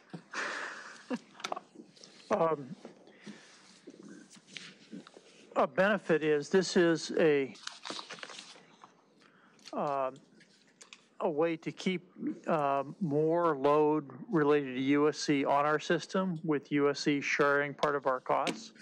It is in part what has been traditionally called a cogeneration retention rate. And we have to be prepared to do these for those that are similarly situated. And similarly situated means people that have existing generation on site or have the ability to easily have substantial generation on site. Am I characterizing that correctly? Yep. Okay, sir. Great. Madam President, Commissioners, thank you for allowing me to be here today. As a proud Cal State LA Golden Eagle, as well as a USC Trojan, I do have to say the universities in the region work very well together. UCLA is one of our closest partners, and we deal with them literally daily. My name is David Galavis. I'm the Associate Vice President for Community and Local Government Partnerships with USC. As one of the largest private employers in the city of Los Angeles, we're proud of our long history and our long partnership with the LADWP. And we really want to thank you and your staff for always working with us to strive to adapt more sustainability practices across our university. Today, we've had the opportunity, this is long overdue, to work with LADWP and your team to develop a more sustainable, resilient, and equitable Los Angeles by reducing harmful carbon emissions that contribute to climate change and air pollution. Especially for us in South LA and the East Side, it's very important that we do that. Specifically, the Green Access Program will enable us to purchase 25 megawatts of solar power from Springbok 3 Solar Farm renewable energy generation facility in Mojave, California, and reduce our carbon footprint by approximately 20%. This supports our goal of achieving climate neutrality for our Scope 1 and 2 emissions by 2025. And for this, on behalf of President Carol Folt and our university leadership, we want to thank the commission. We want to thank Marty Adams, general manager, and his team. We want to thank Arash Saidi, Dalia Trad, George Chen, Rob Vogie, and Samar Fakho. And I apologize if I mispronounced anybody's name or if I left anybody out. But going forward, the Green Access Program is foundational to our plans to really look at how the university operates. And again, for us, the key issue is look at how we can continue to partner with the department and with others in the city of Los Angeles to analyze our carbon footprint, try to minimize that, and to try to build more equity across the communities that we serve. So thank you for your time. Thank you. Thank you very much for being here. We appreciate it and appreciate your partnership. May I ask one more question? Absolutely. And this is actually turning into AC. Do we have similar programs on the water side as it relates to like large programs with USC or exploring conservation efforts or something? I know there's not exactly the same type thing with generation, but do we have something like that, or are we working on anything with We're working on something, Commissioner. I think for us, being that we're looking to switch over from the traditional recycled water to the advanced purified recycled water, I think that's going to be when we're going to have the opportunities to be able to really engage and be able to spread out to basically the entire city. So we have in the past been dealing with USC and other institutions also on recycled water. The challenge there is not having the infrastructure go throughout the entire city. So switching to recycled water, the advanced purified recycled water, then that will make matters a lot easier because it'll be the same pipe as our drinking water. Glad to hear it. Any other questions or comments? Just to be clear, there is a dollar discount associated with this, and the discount is in part helping retain them. But this is not a free deal. I would defer to Arash for the exact dollar amounts. Sir? George? We won't put you on the spot, but let me say this. I want to really thank the representative from USC for being here today and to underscore the importance of our collaborations with our university partners. It's always nice to see UCLA and USC moving in tandem, but even when it's to the Big Ten. But maybe especially when it's to the Big Ten. But it's also critically important that we have strong ties to significant local institutions as we look at different ways, different models of working in the community, and in particular in achieving our resource goals. So appreciate that, and I think that Commissioner NEEMAN-Brady is correct. We've got to do more, and we probably want to do more and accelerate. And I also want to be mindful. We've got a lot of unique needs. I mean, Dr. Pickle has pointed out the need to retain certain major customers and to be able to find flexible models of retention.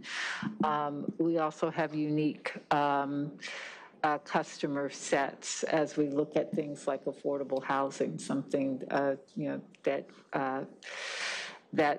that's come to the table now a few times in terms of how department policy either frustrates or supports a major civic goal with respect to affordable housing. I think we just have to get a lot more engaged, a lot more urgent about and creative about how we are able to do our business to meet our own economic objectives, but also support key priorities in collaboration with the private sector, who also happen to be our customers. So the department's done, this is an excellent example of that.